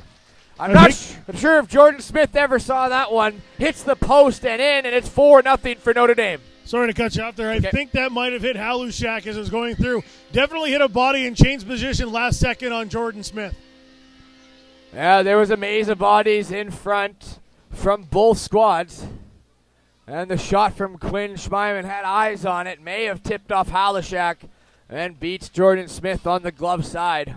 4-0 for the Notre Dame Hounds. 6:58 remaining in the second period. That goal by Schmeiman brought to you by Windsor Plywood. Now Halushak quickly to the red line, bouncing it on to Aaron Randazzo, who covers up for a whistle. Randazzo's got to go down. Nice little bounce coming in long distance there, and just maybe trying to subdue the attack right now by the Notre Dame Kings. They've got Inglot and Stevenson back on the ice again. Antonin out there to take the face-off against Cole Stevenson. It's pushed ahead, but won by Antonin. Antonin now on the near side corner boards, trying to shrug off the check-in there of Cole Stevenson. Picked up by Kilby, trying to drive to the front of the net. Puck go to point now. Shot from Halushak. That never makes its way to Randazzo as it's blocked in front. Colson Wolford now. He just chips down to the near side boards here. Riker Evans scoops that up, goes to Cade Nolan. Cade Nolan, no read up top, so goes back down for Riker Evans. He's got the read, so he goes up to Colson Wolford. Wolford now taking it wide on his offhand, on his backhand, comes back around the net of Jordan Smith. Plays it off the boards here. Slap shot from the point from Riker Evans off a body. That falls wide of the net. Now Cole Stevenson picks up the loose puck. Back up to Riker Evans. D to Cade Nolan. Nolan with a shot off the body of Cole Stevenson and falls wide of the net here near side. Picked up once again by Stevenson. Relentless attack here for the Hounds. In from the point comes Riker Evans. Trying to feather it through onto the stick of Englot, but can't quite do that. Good work from Colson Wolford to keep the puck momentarily there behind the net, but now carried out by Jonathan Kilby. Kilby now is going to throw this back behind the net of Randazzo, where it's scooped up by Evans and played for Nolan. Nolan now off the boards, looking for Englot. Doesn't get the bounce he wanted off the boards, and intercepted there by Fortin. Fortin now going to take this, leave it for Veneruzzo. He gets sticked off the puck there by Englot, and helped out now from Cade Nolan. A shot now from Veneruzzo, hits a body and wide. Second effort there, goes through the blue paint. Falls back to the point for Bingus. Bingus keeps it in. Here are the Kings now on the attack. A shot from the point, or from the far side from Moga. Hits the net. Bingus now. D. Good pressure. Shot from Fortin. That hits a body in front. Never makes its way. Bingus now keeps this one in. Back behind the net. Good cycle here for the Thunder Bay Kings. Out of his net comes Jordan Smith as there's a delayed penalty, but Notre Dame hasn't touched the puck, but they finally do now. 4:56 remaining. And the Thunder Bay Kings will go on their first power play of the game, brought to you by GT Hockey, GTPerformanceHockey.com. And it's going to be a cross-checking penalty. This is generated by the fact that the Thunder Bay Kings, for the first time, seem to actually have possession in the Hound zone, moving the puck quite well along the back end of the boards behind Randazzo. So maybe an opportunity. It's a 4-0 hockey game, but there's 4 minutes and 56 seconds here to go in the second period. You got another period of 20 minutes after that. You guys saw a team come back yesterday against the Hounds. Down 3-0 were the Wild in the third period. They came back, but the Notre Dame Hounds scored a minute and a half after the Wild did, with about 3.5 remaining in the game, and that would be the final tally for the Hounds. Now Bingus has it at the point, trying a backdoor pass, but his stick smashes in half, and back to the way comes Jake Dale. Dale trying to leave it there for Stanley Cooley. That's intercepted from Bingus. Bingus now to Brassard. They got to avoid that stick. That's now in two pieces right on the inside of the blue line in the Notre Dame Hound zone. There's Zach Fortin clearing the errant stick out of the way and trying to get set up by the Thunder Bay Kings. 4 players were tied up. Referee seen enough of that, so blows it down. 4:17 remaining in the second. Unfortunate situation, but you may have to wonder if that broken stick by Benares is a result of the hit we saw him take just a few minutes ago. Crashes in, maybe not changing his stick, and just didn't notice it a little bit weak at one point. Yeah, he had, I'm not sure who it was sitting back door, but he had the lane there. If the pass would have had a little mark, I'm not any knock on Benares. He would have made that pass, but his stick kind of imploded, and it didn't make its way to back door, but a great vision from Benares from the point to realize he had a guy open. Shot from the point from Fortin. There's Randazzo once again. No rebound. We've seen that in this game throughout a period and 3 quarters, and then last game that he was in against the Thistles. Doesn't give too many rebounds. Very good control. He gobbles up the puck a whole lot, and you see it in his numbers. If you're not giving up rebounds, you're not giving away those in-tight, dirty goals. Play is pushed out and above the glass. We'll do it all over again here on the other side now of Randazzo. Zach Fortin right now for the Thunder Bay Kings is in his position that he likes to be in. He likes to fire away from the blue line, and the Thunder Bay Kings haven't really gotten the opportunity for him to do that yet. You've already seen him take one shot on this power play. Antonen's going to push the face-off ahead. It's won there by Zimmerman, though. Antonen battling back, gets to the point for Fortin. Walks the line, takes a shot. There's a stop from Randazzo, and the rebound does pop out, but it's right on the stick of Luke Milmick. Now Milmick takes it back into his own end. 54 seconds remaining on the power play here for GT Hockey. GTPerformanceHockey.com. Halishak back behind his net. Wants to get set up on this power play with 40 seconds remaining. 3:38 remaining here in the second period. 4-0 in favor of the Notre Dame Hounds. Back to the way comes Antonen. Antonen trying to drive the net. Crashes into goalie Aaron Randazzo. No whistle yet. And there it is finally as Antonen was trying to drive the net. Now Kyle Swerhan is giving a couple shots to Quinn Schmeiman. Linesmen are going to break that up. I'm not sure if we're going to get a penalty for either play. I don't think we are. It was just an innocent play. Antonen lost an edge, crashed in hard. We get the whistle there, and he gets up. You can see him chatting with Randazzo as they both get up, making sure they're okay. Grabs a stick for him. Nice little kind gesture after a rough play. Yeah, Randazzo looks to be all right. 30 seconds remaining in this power play. Penalty kill for Murray Chrysler and Morden. 3:26 remaining here in the second period. Face-offs won there by the Hounds. Played onto the stick of Cody Leonard and all the way down the ice, right on top of Jordan Smith. Smith's going to leave this now for Thomas Brassard. On the attack, there's Morrissey. Killing off a couple more seconds on this penalty kill. 15 to be exact left for the power play of the Kings. Played up now Hanula. Peter Hanula swinging this around the boards out of his net. Nicely there is Aaron Randazzo to stop the play from going to the near side boards, and that allows their team to clear it out one last time. That's going to do it for the power play for the Thunder Bay Kings. Back to 5-on-5 action we go with just under 3 minutes remaining here in the second period. Now Jeff Gula, long lead pass up ahead for Isaiah Lawson, a little bit ahead of him, so it's picked up there by Cade Nolan. Nolan now swings it back the other way. On it is Cole Stevenson. Pardon me, that's Jake Dale, number 18. He touches this ahead for Cordell Larson. Larson now going to walk into the high slot. He gets a hook and a tripped up penalty coming up now. It's going to be a slash. A hook, a trip, a slash. You probably could have called any one of them on that play. That's a pretty big hack taken there by Benares. He was racing back, was getting beat by a step or two, and reached out pretty wide to try and knock that stick out of the hands. So Benares will head back to the penalty box. 6'1", 167 here from Thunder Bay. Third year with the Kings organization. He played Bantam for 1 year. He played minor midget for 1 year and was called up last year from the minor midget squad. Played a few games for the midget squad.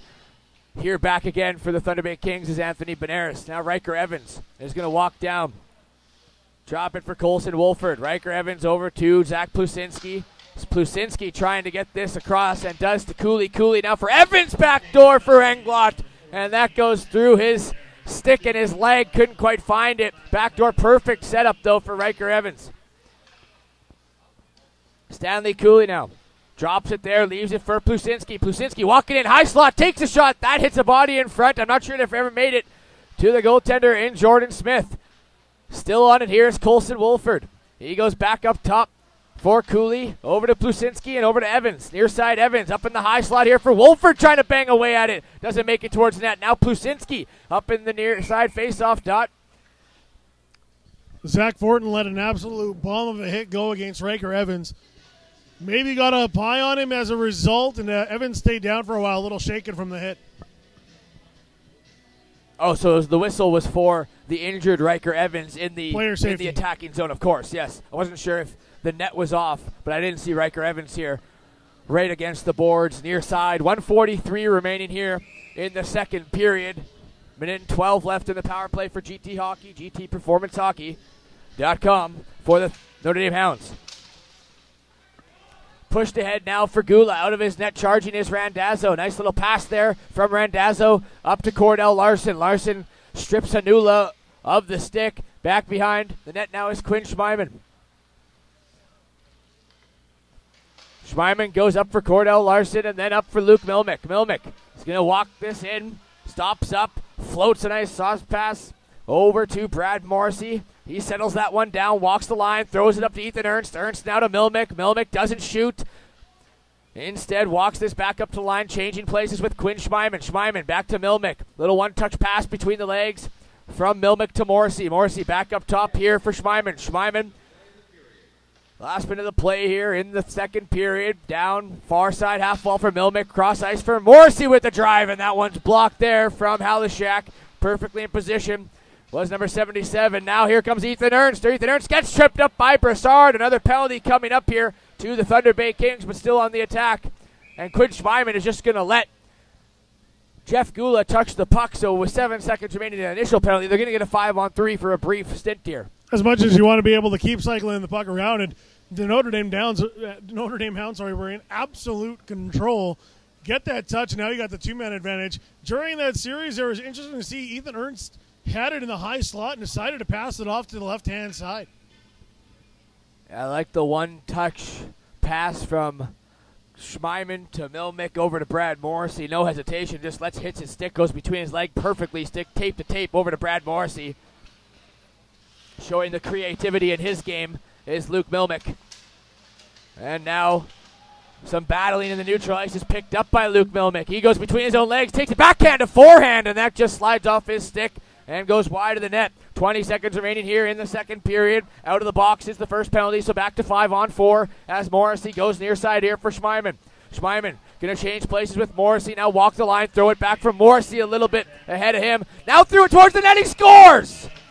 Brad Morrissey with not a lot of room finds an inch here on the short side, and that's 5-0 for Notre Dame with 7 seconds remaining here in the second period. And that's just a killer. Along the side, it's a bad angle. Just catches Jordan Smith cheating a little bit off the post. There's not a lot of room. He gets it in, and now you go to the box. Or you go to the dressing room, I should say. Get ready for the third period, and you still have the man advantage, or did the first one end? The first one had ended, so it's back to 5-on-5. Morrissey's gameplay throughout the 3 contests that we've seen has been absolutely superb. I mean, he only has 1 goal in the previous games to show for it. He picks up another one here late in the second period to give him his second goal, second point of this West Regionals of the Telus Cup. But it's his play that isn't shown on the score sheet that is really paying dividends for his line and his team. Yeah, it absolutely is. He has been very good at moving the puck around and getting that entrance into the offensive zone. So all he enters the zone, and then they start the cycle. They move it around. He no longer gets a touch, not even really getting a secondary assist on him. But he is doing everything right in the neutral zone to take away any offensive run back that the Thunder Bay Kings may have, get it back in, and give his teammates, his line mates, an opportunity to do something in front of the net. So scoring summary is as follows. Ethan Ernst picking up the first goal, assisted by Stanley Cooley for Notre Dame, with 33 seconds left in that initial frame. Second period would commence with the Notre Dame Hounds up 1-0 as Avery Winslow, who was just drafted here by the London Knights, 94th overall earlier today, will pick up the goal to go up 2-0. Third goal for the Notre Dame Hounds was Luke Milmick, assisted by Cody Leonard and Zach Plusinski. The fourth one for Notre Dame at 6:58 would be number 7 in Quinn Schmeiman, the one that deflected there off of Matt Halushak. That one is assisted by Ethan Ernst, so Ernst picks up his second point of the game. And then that third one that we just saw, Brad Morrissey, will pick up the fifth and final tally of that period. No assists have been announced in-house yet. We'll get you that when we return with the third period. Quinn Schmeiman picks up the primary assist, and that's the lone assist on the goal by Brad Morrissey. So second point of the game for Schmeiman, 2 points for Ernst, 5-0 for Notre Dame. After the second period, stay with us here right on the Manitoba Sports Network with our last period of the round-robin action, and we'll sort out who's going to be the two teams to face off tomorrow at 2 p.m. to decide who's going to represent the West in the Telus Cup Finals. Rory McGoran, Will Stryline with you. Stick with us here. Third period of action next, right here on the Manitoba Sports Network.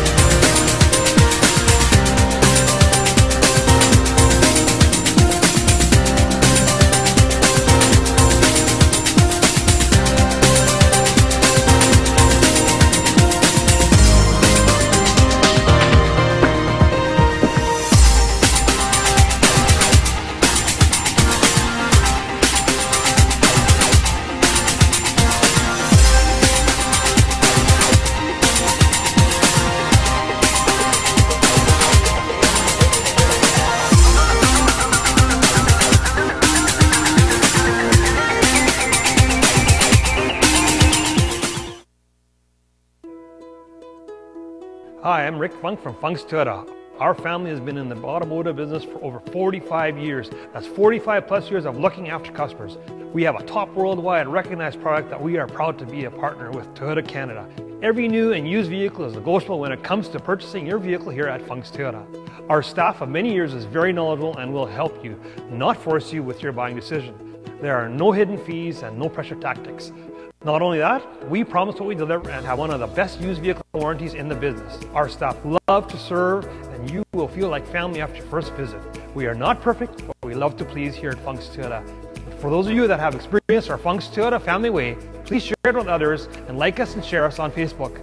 We are proud to be a sponsor of the Manitoba Amateur Sports. Visit us online at www.funks.toyota.ca.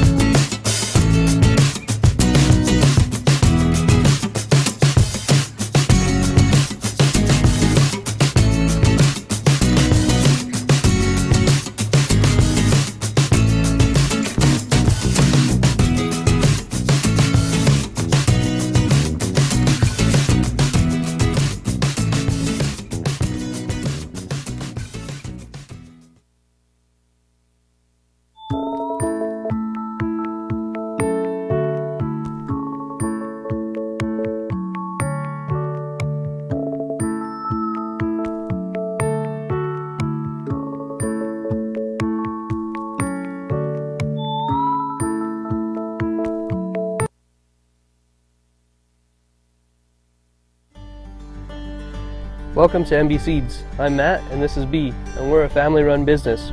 We've been operating since 2012 and we sell canola, soybeans, corn, wheat, barley, oats, and peas. We also run a cleaning facility on site just south of Low Farm where we can clean almost anything that you can grow. Come check us out today.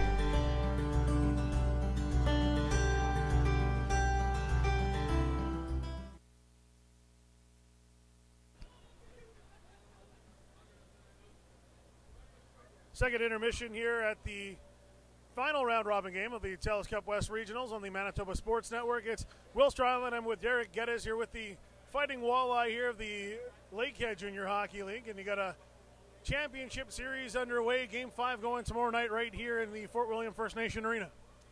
Actually, we're over at the Thunder Bay Tournament Center Arena, but yeah, we're going tomorrow night against the Northern Hawks, another local team.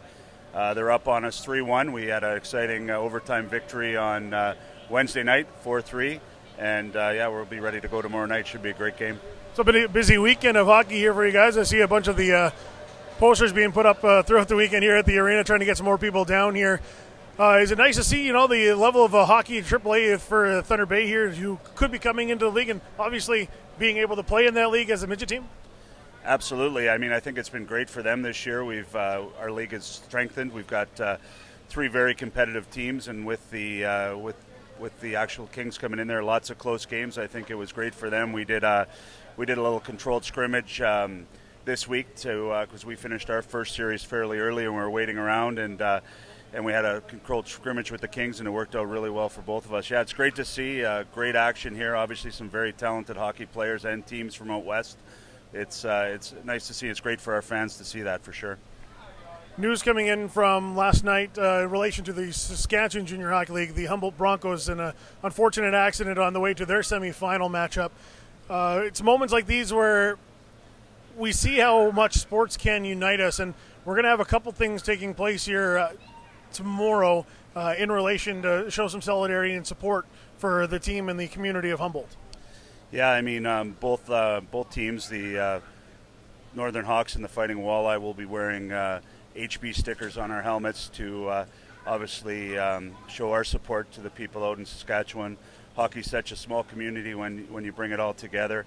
We're also going to hang a banner up that's going to have home of the Humboldt Broncos right between the 2 signs that home of the Northern Hawks and home of the Fighting Walleye, because really tomorrow night it will be their home. We're going to have them in our hearts. Definitely the fans, the people, the families, everybody that was involved in that awful situation in Saskatchewan for sure.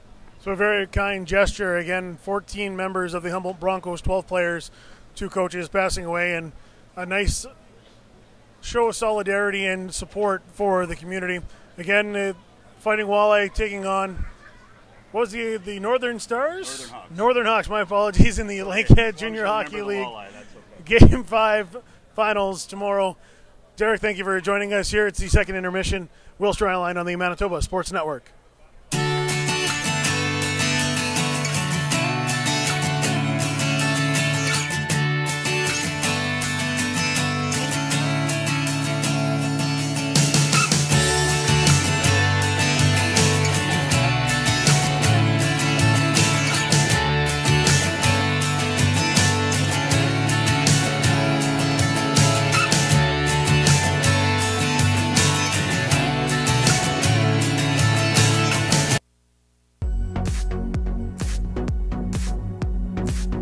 I think it's a pretty good program, getting to be on the ice every day and meeting new people from all over the world and playing with new teammates that I've never played with before. The competition you play against is unbelievable, and there are hardly words to describe how amazing my past 3 years here have been. I love being on the ice every day, and it's a great opportunity for girls that want to play a higher level of hockey. The academy's great here. There's really nice people here. The town is great. It's a nice little quiet town. I like the fact that we're on the ice every day and that we get to experience new opportunities here and get to play with different girls. Well, I think our school has been awesome. The one-on-one situations that we have with our teachers has been great. It's a good change, and I think that living in Canada and going to school is a great opportunity for me to learn new things.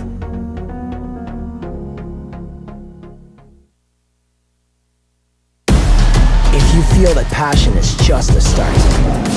If you think practice is never over. If you believe speed limits are just for highways, and Saturday mornings aren't made for cartoons. If you try, fail, learn, laugh, repeat, compete, respect, and unite, then you belong on our team. Join now at team.ccmhockey.com.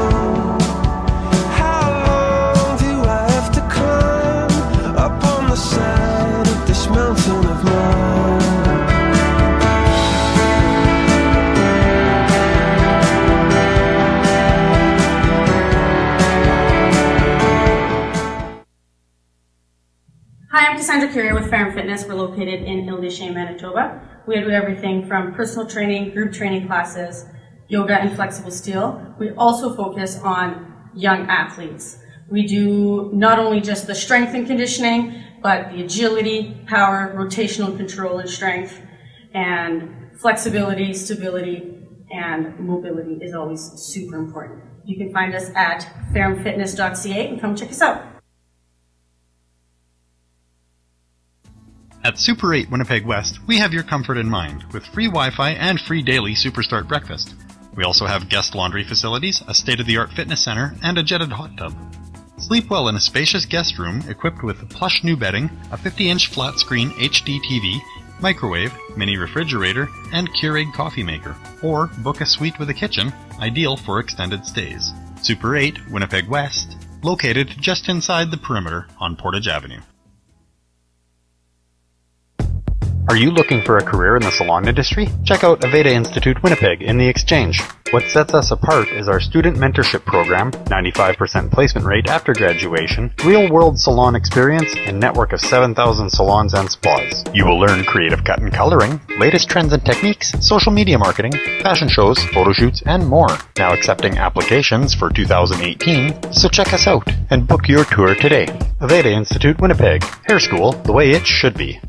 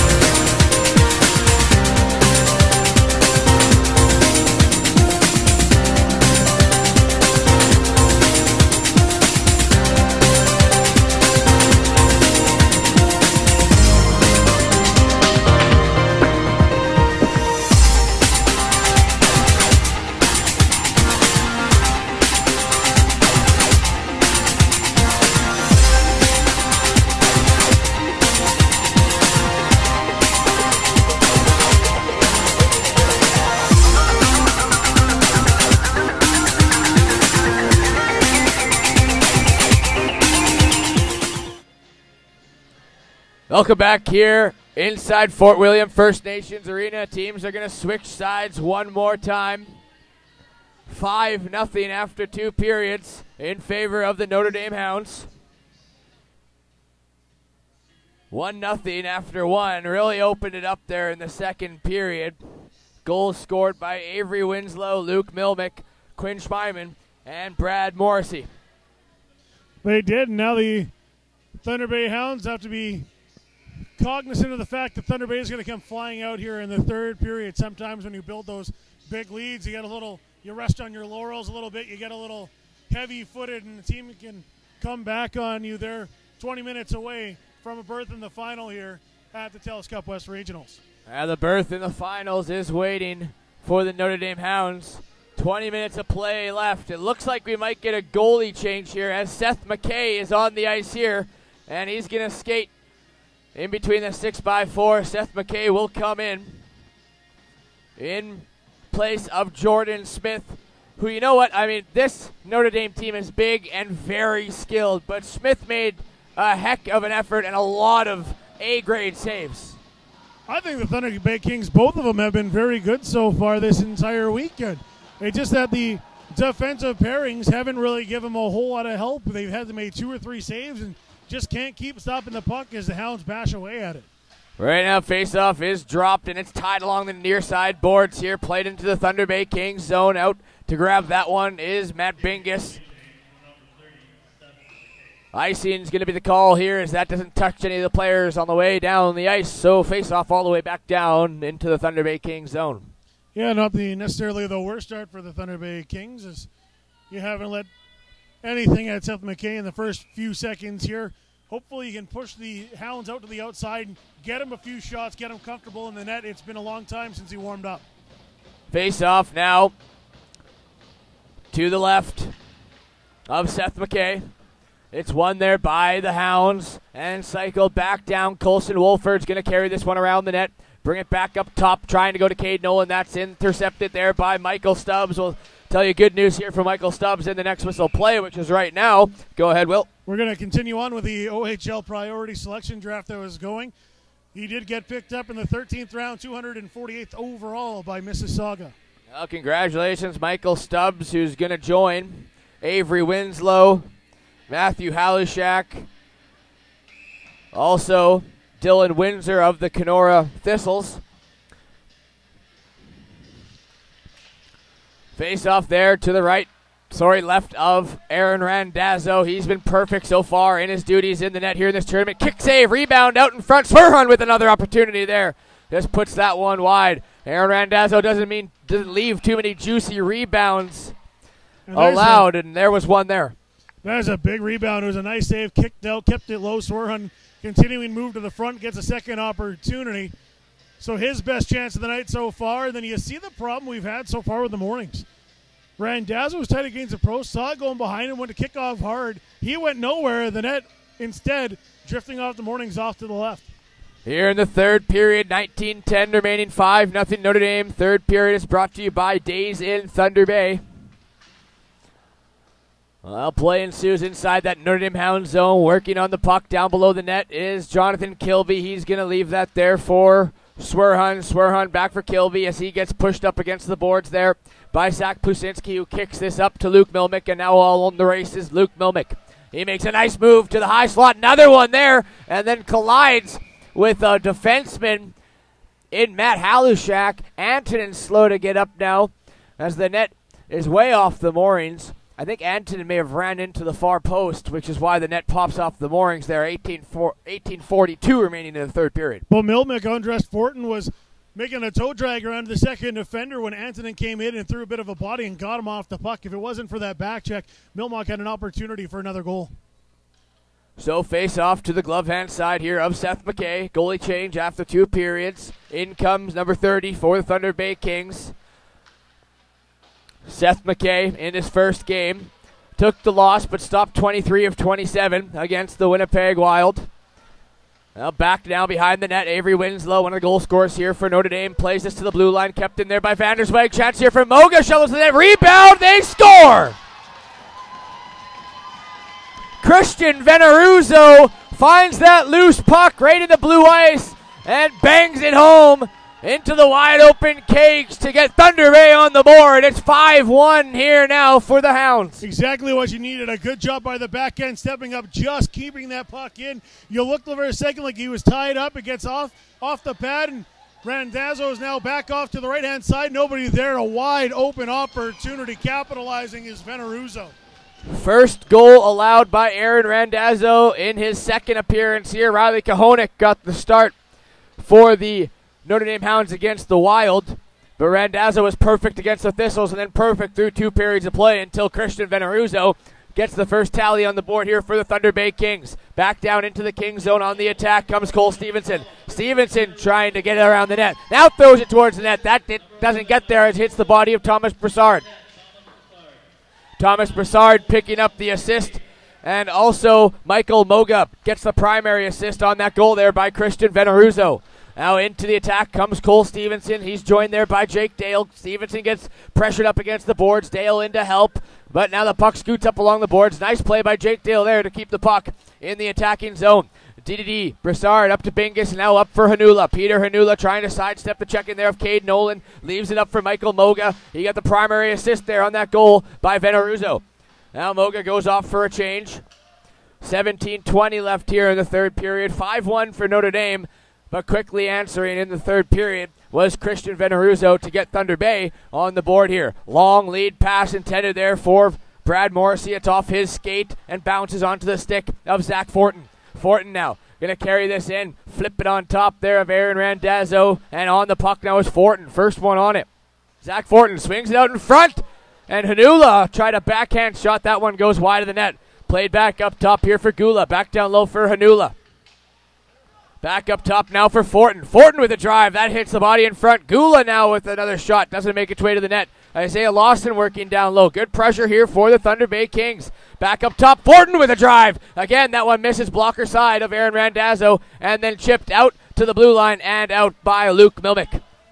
Great pressure here by the Thunder Bay Kings, moving the puck well behind, getting things back up top. Zach Fortin doing what he does best, throwing everything he can towards Randazzo. Yeah, the goal by Veneruzzo definitely generated another pep in the step here for the Thunder Bay Kings. Played now around the net here of Aaron Randazzo. Vecchio trying to ride his man out and does. A little lackadaisical are the Notre Dame Hounds here, and now an icing is going to be called against Notre Dame. Something you don't see very often. Notre Dame just turning and firing it out, needing a change. Yeah, Notre Dame came into this third period up 5-0, but seemed to be sitting back and a little too relaxed, in my opinion. 5-goal lead can be a difficult thing to play with sometimes. Thunder Bay came out with that extra little pep in their step, and you wish you may have seen this even a period ago. You'd love to see it from the start, but right now Thunder Bay has found a new gear. And now out comes Zach Plusinski with it. He's going to leave that over for Drew Englot. Englot going to shovel that around the defenseman of Matt Halishak. And back behind the net now Seth McKay. Halishak going to strip him off the puck, trying to protect it. One hand on the stick. In comes Colson Wolford to hold that in momentarily, but now it does get out. Leonard trying to send it right back in. Leonard out the puck, retreating a little bit down near his blue line. Takes a big hit there. Both players look to be okay. Offside, icing. Headshot here, penalty coming up. Is it That's going to go against Notre Dame. No, Cody Leonard is going to get the 4-minute penalty here for a headshot. So 5-1 for Notre Dame, 15:34 to go. 4-minute power play here for GT Hockey, GTPerformanceHockey.com going to the Thunder Bay Kings. So now the faceoff is going to come down towards the Thunder Bay blue line, but now here's a great opportunity. You finally find some love with 5-on-5. The crowd's getting into it. You can hear the bench here on that faceoff.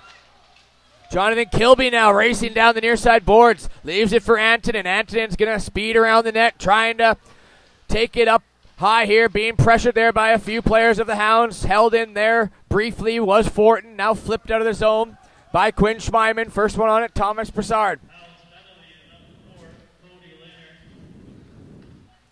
Thomas Broussard now skating up through center ice. Trying a long lead pass for Antonin ahead of his stick and slammed back down for Avery Winslow. And they're going to make a full sail line change here for some fuel and tires are the Notre Dame Hounds. Now Jonathan Kilby has a little bit of room. Drops it for Antonin. Antonin with a blast. And that one misses the net wide on the glove side of Randazzo. Carob's all the way off the boards. First one on it, Cooley. Over to Jake Dale. And a great stick lift there on the back check for Jonathan Kilby to strip Jake Dale off the puck. And now Jonathan Kilby carrying this. One hand on the puck, takes it wide along the left wing boards here, trying to step around the defenseman in Riker Evans. Puck gets floated up and out of play off the stick there of Kilby. so should be outside of the Notre Dame Hounds zone with 14:28 remaining here in the third. Kilby had a long shift there. I don't know how much he had left in the tank. He came charging in, gets taken off. It hits him in the back. He goes up out of play as the entire Thunder Bay line goes for a change as he brings it in. Face-off is won there by Ethan Ernst of the Notre Dame Hounds. Played all the way down by Notre Dame. Out of his net comes Seth McKay. 2:45 left in this power play. Now fed up. Far side for Vecchio. Gets the line and sends it in. Out of his net's Randazzo. Continues the movement of the puck around the near side boards here. Stuffed up in the corner by Riker Evans. 3 bodies for the Thunder Bay Kings come in to help out. One of them being Veneruzzo, driving his feet, trying to keep the puck moving. Helping him out there is Vecchio, comes loose with Veneruzzo, trying to get it back to the point. Halushak now steps up, but it's cleared out of the zone by Ethan Ernst. Back on the attack for the Thunder Bay Kings. Tiska takes a big hit, feeds it to Veneruzzo, though. Veneruzzo tries to get it out in front, and Randazzo makes the save there with Vecchio pressuring all over him. 13:39 in the third, 5-1 for the Hounds. The Hounds on a very aggressive forecheck right now. Everything they can get by, they're bringing both forwards up to charge at it. The Thunder Bay Kings been caught in a couple of pinches trying to be aggressive themselves, keep it in the zone. Good job so far by Thunder Bay for their one-man back to get it, move it forward. Tiska trying to set up a nice play there with a nice little crafty play off the boards. Face-off is won by the Hounds, played up by Quinn Schmeiman. All the way down the ice, first one on it's going to be Wolford. He gets stripped off the puck. Now Halushak. Draft pick of the Sault Ste. Marie Greyhounds just earlier today. 180th overall, Matthew Halushak. Played in by the Thunder Bay Kings. Out of his net is Randazzo. Up the far side boards. Colson Warford's going to protect the puck. Just pinch this along the boards. And again, 3-man attack there. Getting the puck off of Colson Wolford. Back up to the point. Walking in from the line there is Matt Bingus trying to throw it back up. And now here on the rush is Wolford. Has a little bit of room, trying to sidestep around Benares, but Benares, a nice active stick, just pushes the puck into the corner. Back the other way now come the Kings, led by Peter Hanula. Hanula gets to the blue line, drives this in. Out of his net once again is Randazzo, swings it around the near side boards. Pinching from the line is Bingus. He takes a shot there along the near side boards here from Wolford. Puck does clear the zone. A minute left here in this power play for GT Hockey. GTPerformanceHockey.com. Veneruzzo now sidesteps the check, sidesteps another one, and now the puck falls off his stick onto the stick of Riker Evans. He'll clear it all the way down the ice. Less than a minute now left in this power play, 45 seconds to be exact for the Thunder Bay Kings. Thunder Bay's on the penalty kill right now, and all 4 guys step up into the offensive zone on the forecheck. Long lead pass intended for Vanderswag is ahead of him, and that's going to be icing play all the way back down into Thunder Bay Kings' end with 12:09 remaining. The Hounds have done a better job taking away space in this second half of the penalty kill, but Thunder Bay's had a couple opportunities where they've gotten back up top. They start working things back down on the same side, and they've got an open defenseman on the backside. Got to create some space. Don't be afraid to throw it back to the point and work the system. Behind the net of Seth McKay is Zach Fortin with the puck. Fortin looking for options and reads. He's going to throw this up to Veneruzzo, but that goes off the stick there of Cole Stevenson. Veneruzzo chasing the puck down into the attacking zone. Gets there. Back up to the point. Benares trying to hold the line. Does briefly, but now carried out there by Drew Englot. Englot's got Stevenson with him. Nice hit along the near side boards by Michael Moga on Drew Englot. Back up to the feed is number 6 for the Notre Dame Hounds and Englot. And Benares has some room to carry this puck up. Benares trying to walk around and does. Nice move to sidestep the check of Cade Nolan. And back comes Adam Zimmerman. Zimmerman, a little bit of a float pass off the body, picks up the own bounce by Zimmerman. A lot of speed from number 14. Zimmerman drives the net, throws it towards the net. Seth McKay, a great push to make the save on Adam Zimmerman as he was flying into the attacking zone, cuts across the crease. But there was Seth McKay sticking out that right leg and making the save. On the attack are the Hounds. That 4-minute penalty is over for the Hounds, but we're going to get another penalty here, I believe this time coming up to the Kings for slashing. We are in the second. That penalty kill came to an end. A 3-on-1 rush the other way for the Notre Dame Hounds. A great move across, and Seth McKay showing off his ability to stretch out, push off that left leg, and good job kicking out the right.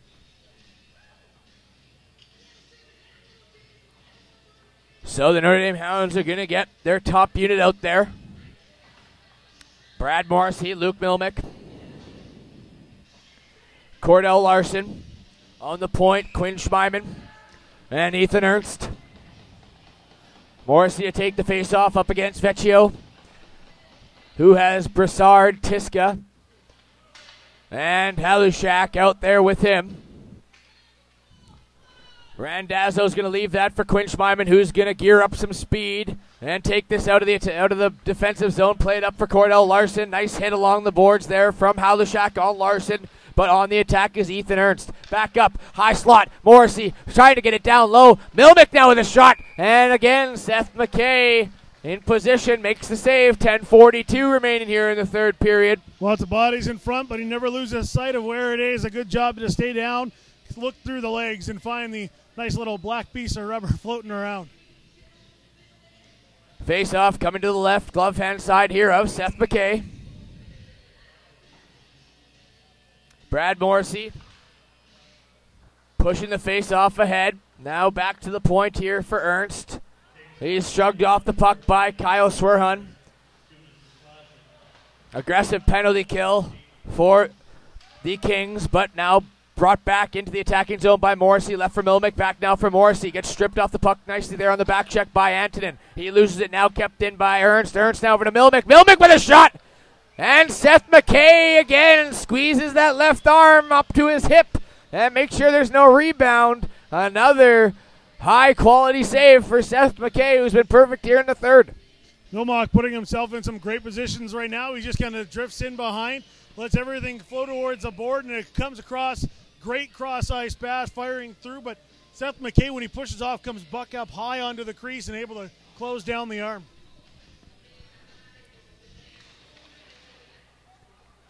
Face-off's won there by the Hounds. Back up to Stanley Cooley, walking up to the top of the face-off dot, drops it up high for Plusinski. Plusinski trades spots with Cooley, being pressured at the line there from Tiska. Good job from Robert Tiska to strip him of the puck. Now Vecchio may have a step on Plusinski. Gets around him, throws the shoulder there into Stanley Cooley, but that allows Plusinski to get the puck and throw it back to Cooley. Cooley now skating out of his own end across. Now the red line. Comes Stanley Cooley.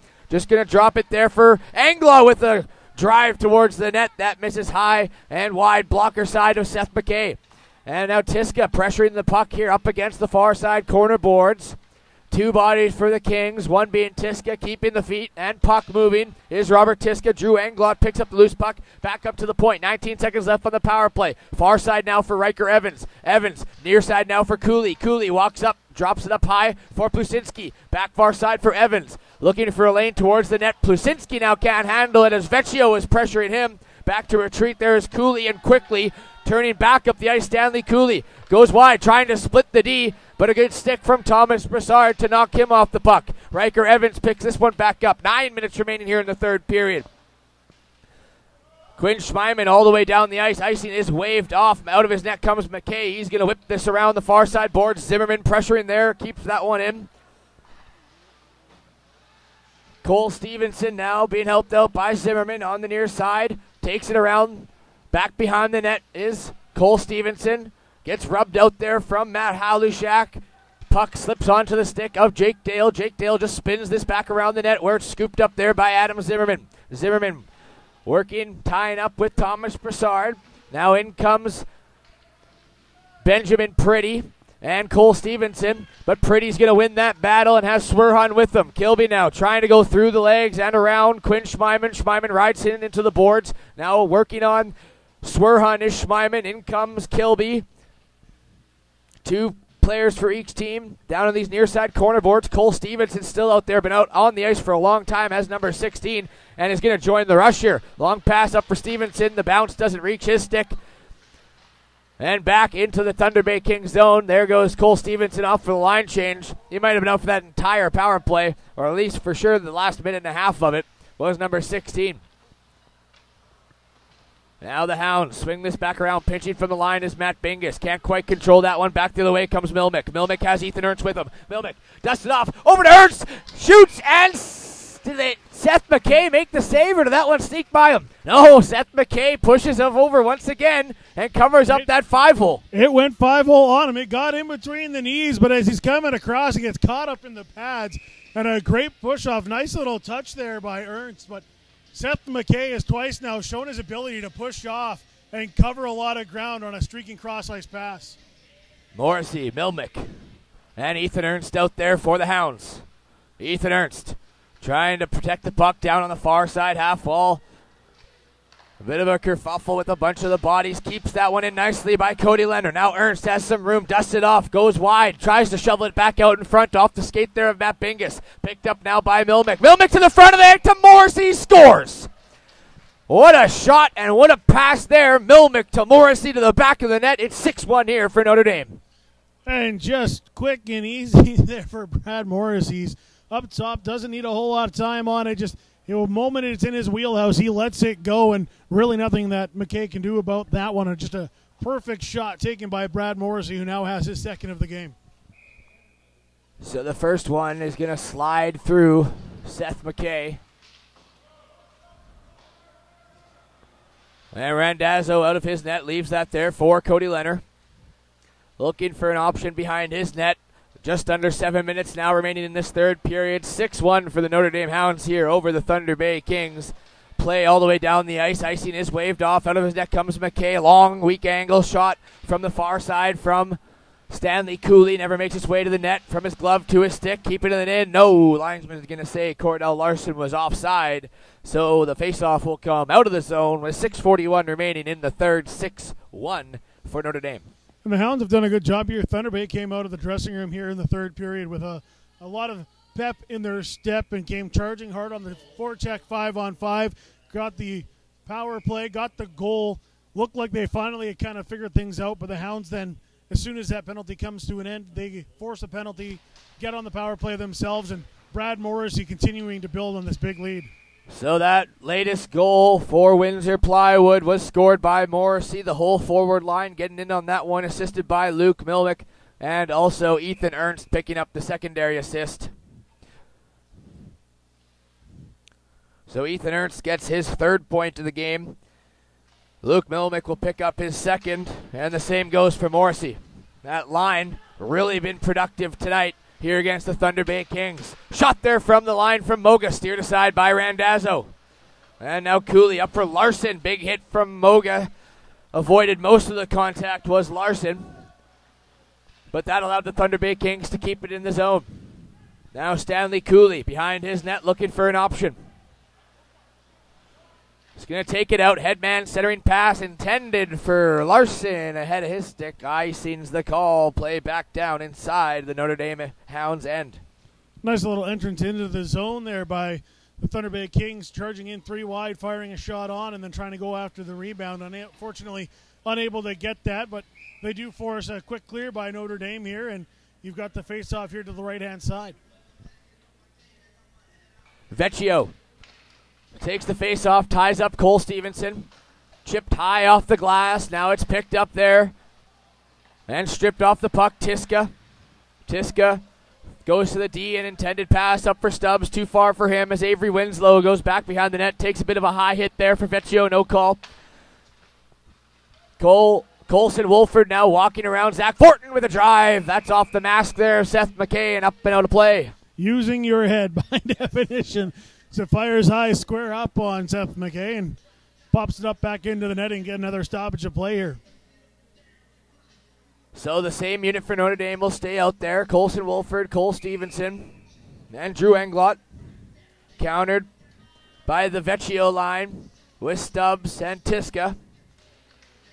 One there by the Thunder Bay Kings in Vecchio, taken behind his net from Fortin. Fortin up for Michael Stubbs, and Stubbs now long lead pass, tape to tape onto the stick of Tiska. Tiska trying to take a wide off Schmeiman. Stops up now, starts back up, down the low, trying to drive it back behind the net of Aaron Randazzo. All the way back comes Cole Stevenson. Cole Stevenson now takes it wide, left wing around Zach Fortin. Drives it to the backboards. Fortin knocks down his man in Stevenson, but on the puck now is Colson Wolford. Wolford trying to get it back to the point. This goes through everyone and all the way back on top, Aaron Randazzo. 5 minutes left here in the third and final frame in the round robin before we get to the finals tomorrow at 2 p.m. on the Manitoba Sports Network. Rory McGoran, Will Stryline with you. And here comes Avery Winslow. Winslow is going to walk up, try to the intended pass over to Doucette. Can't quite hit him, which allows Benares to swing this back around. Now Plusinski over to Leonard, back to Plusinski. He's going to touch this up ahead to Adam Zimmerman, trying to split the D. Zimmerman's got a lot of speed. Back over, and they score. Jake Dale, right in the high slot, left all alone, puts that over top of the blocker of Seth McKay, and with 4:24 remaining in the game, it's 7-1 here for the Hounds. And the first pass didn't even get to where it was going to go. It got blocked up by the Thunder Bay Kings defensive setup. Batted away at it again, and just kind of trailing in behind is Dale, and a great shot as it goes right into the wheelhouse for him. Jake Dale picking up his first goal of these Telus Cup West Regionals. As the play ensues now, Peter Hanula on the puck, throws it out in front, can't snare it out of the air, was Randazzo, but it spills out near side here for Zimmerman. Big hit from Gula on Zimmerman, carried out now. Here comes Cody Leonard throwing that puck to the net, towards the net, never makes its way there as it's blocked by Matt Bingus.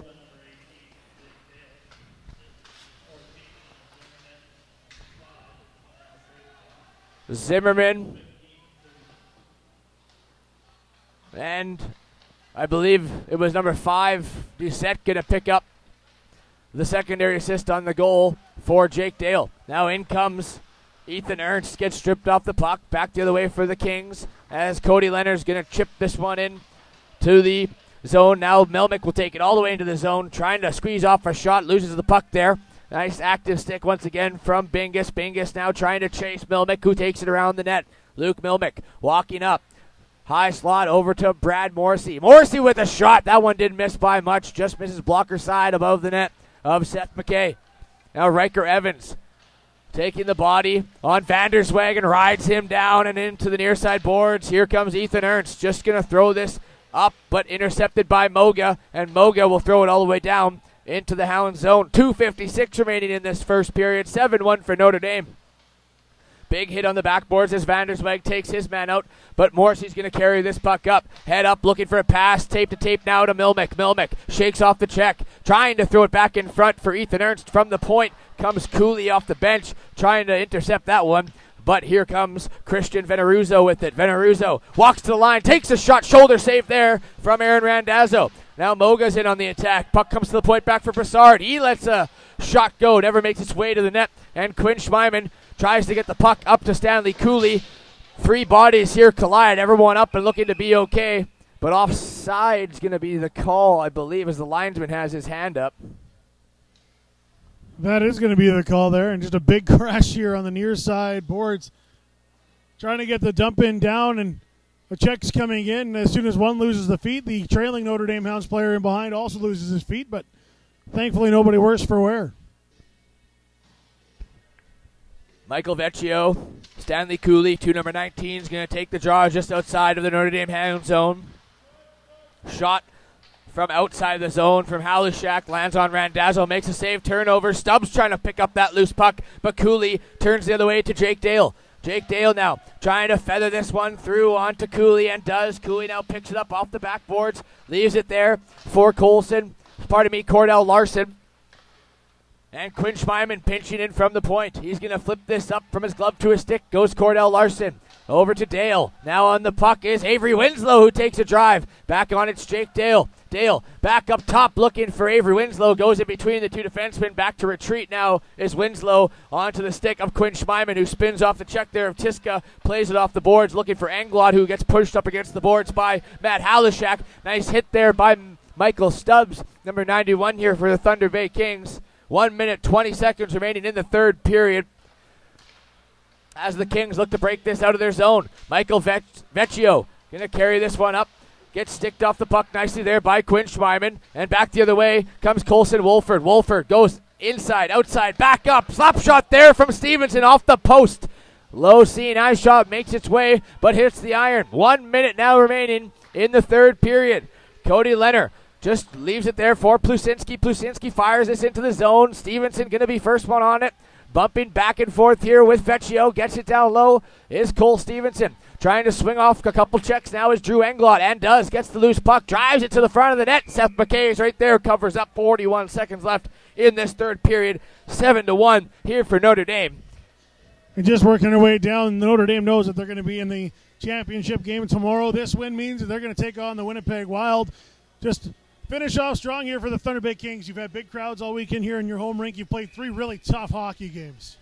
Absolutely 3 tough hockey games. Physical against the Kenora Thistles. And then the 2 big powerhouses coming out of Manitoba and Saskatchewan, respectively the Winnipeg Wild and the Notre Dame Hounds. Final 30 seconds here in the third period of the round robin. Back behind the net here, taking it up. Shovels it down low for Zimmerman. Zimmerman is going to walk to the top of the faceoff circle. Fire it on net. Rebound after Seth McKay made the initial save. Here's Antonin now. 10 seconds remaining in the third period. Antonin lifts it high and deep. Caught right at the blue line. Staying onside. No, the linesman's going to blow it down. That was Kyle Swerhun, pardon me, who had a pretty impressive vertical there on skates nonetheless. Gets about a foot up in the air. Full reach. One-handed grab. He's only 5'8". But the linesman's going to say he was offside. I would have liked to see that play go on and see what he could have done, but that's not how the game works. If it's offside, it's offside. That's exactly, I think, what he said to the referee. I'm like, are you sure about that, Mr. Linesman? I think I had at least a toe. My pinky toe was hanging over the line. Well, nothing was on the ice, so, I mean, it's tough for the linesman to say. He was full airborne, was Kyle Swerhun. 5 seconds remaining here, 7-1 Notre Dame. Just a face-off here to kill off the last 5 seconds. A great, fantastic effort for the Thunder Bay Kings. One last shot, but we have our final set as the Notre Dame Hounds beat the Thunder Bay Kings 7-1. Tomorrow will be the Notre Dame Hounds against the Winnipeg Wild to decide who's the West representative going to the Telus Cup Finals in Sudbury, Ontario. Speed versus speed. The Notre Dame Hounds, really the message of their 3 games here in this round robin is we are relentless. They skate super hard from start to finish. They have not eased up on anybody, and you've seen them wear down the Kenora Thistles.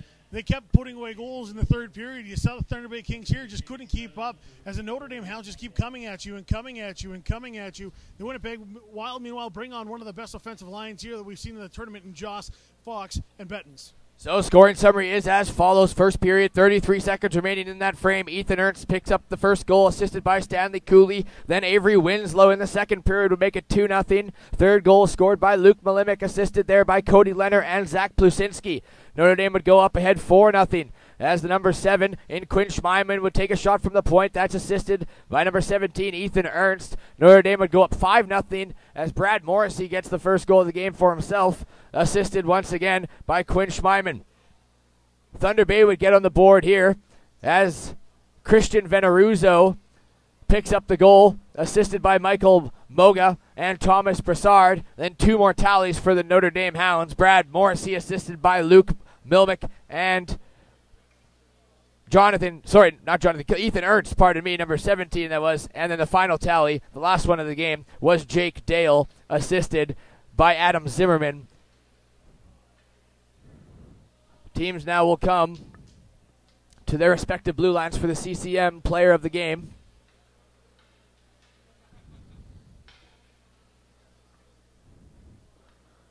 The Notre Dame Hounds and the Winnipeg Wild in our pre-tournament breakdown. Quinn Schmeiman getting the CCM player of the game here for the Notre Dame Hounds. We thought it might come down to that, Notre Dame Hounds and Winnipeg Wild, and for the game that we saw against those 2 teams, Christian Veneruzzo picking up the CCM player of the game for the Thunder Bay Kings. And the game we saw against the Notre Dame Hounds, against the Winnipeg Wild, Notre Dame goes up 3-0 going into the third period, and the Wild come flying back, making it an extremely exciting game, tying it up 3-3. Cole Stevenson, with 3.5 minutes remaining in that third frame, would find a loose puck, bang it home. That would be the goal, the game-winning goal, pardon me. Good salute here from the Thunder Bay Kings to their crowd and their faithful who have come out in full force to show support for the Thunder Bay Kings, who had a fantastic tournament, but it is the Notre Dame Hounds and the Winnipeg Wild in the finals. Bet it will be. And we talk about that game that happened on Friday night, and Winnipeg was almost a little bit tentative. Wasn't sure what was going on the first two periods. You saw their top two lines being a little bit slower than you'd seen against the other teams. They turned it on in that third period. They figured, like, we can play this team. If we want to be in this championship, if we want a shot at this championship, we got to be able to match the level of intensity that the Notre Dame Hounds bring. They did that in the third period of that game. Notre Dame got the win, but now we have the matchup of the two best teams, the four best goaltenders. There was a show of support from some of the Thunder Bay Kings. A few of their veteran players, 18-year-old players, Robert Tiska, Michael Vecchio, playing their last game here for their midget career anyways. And Notre Dame Hounds will pick up a 7-1 victory here over the Thunder Bay Kings to advance and punch their ticket to the Telus Cup West Regional Finals against the Manitoba representative, the Winnipeg Wild. Of course, we'd like to thank Get Empowered and MyPhone, our official communications provider for cell phones, iPads, and more. Contact your authorized Telus dealer today. Everyone who has, joined us wherever they've watched it, whenever they have, we obviously want to thank them on the Manitoba Sports Network. It's been a heck of a time here in Thunder Bay, Ontario at the Fort William First Nations Arena. 6 great hockey games have been played, and it's down to the final two teams. 39-2-3 were the Notre Dame Hounds throughout their regular season. They haven't lost a game yet, starting with the playoffs. 9-0 sweep, 3-0 here with the sweep, and they're going to go face the Winnipeg Wild, who gave them all they could handle, got tied up, and then end up giving the game-winning goal with 3 minutes left. So that's going to be one heck of a game. 2 p.m. tomorrow. Make sure you join us there on the Manitoba Sports Network. You good? I'm good. Okay. Well, there we go. 7-1, the final. Notre Dame Hounds over the Thunder Bay Kings. Stay with us here. We're going to grab a player from the victorious Notre Dame Hounds after they're done in their dressing room, right here on the Manitoba Sports Network. Rory McGorn, Will Stryline with you. That final tomorrow, Notre Dame, Winnipeg Wild, 2 p.m., Fort William First Nation Arena here in Thunder Bay, Ontario. And, of course, if you can't make it here, right along the Manitoba Sports Network.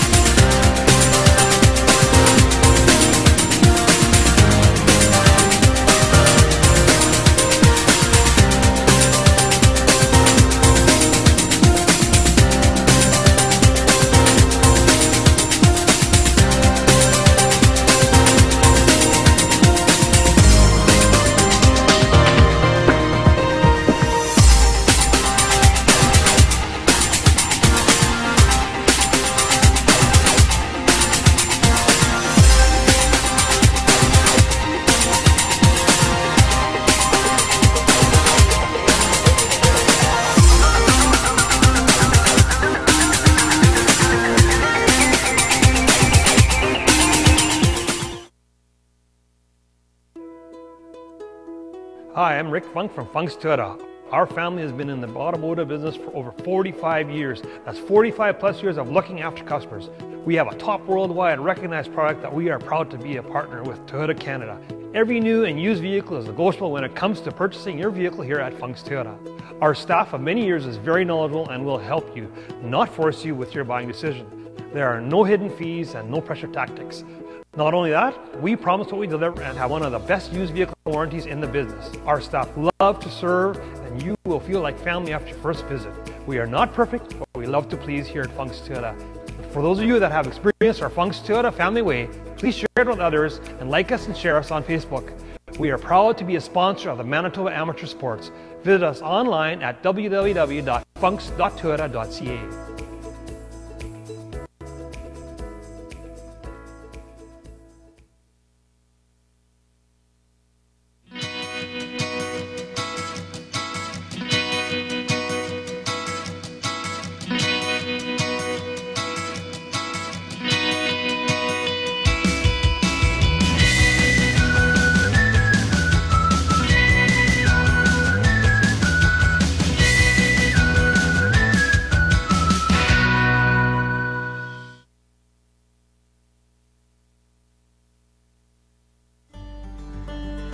Welcome to MB Seeds. I'm Matt and this is B, and we're a family-run business. We've been operating since 2012 and we sell canola, soybeans, corn, wheat, barley, oats, and peas. We also run a cleaning facility on site just south of Low Farm where we can clean almost anything that you can grow. Come check us out today.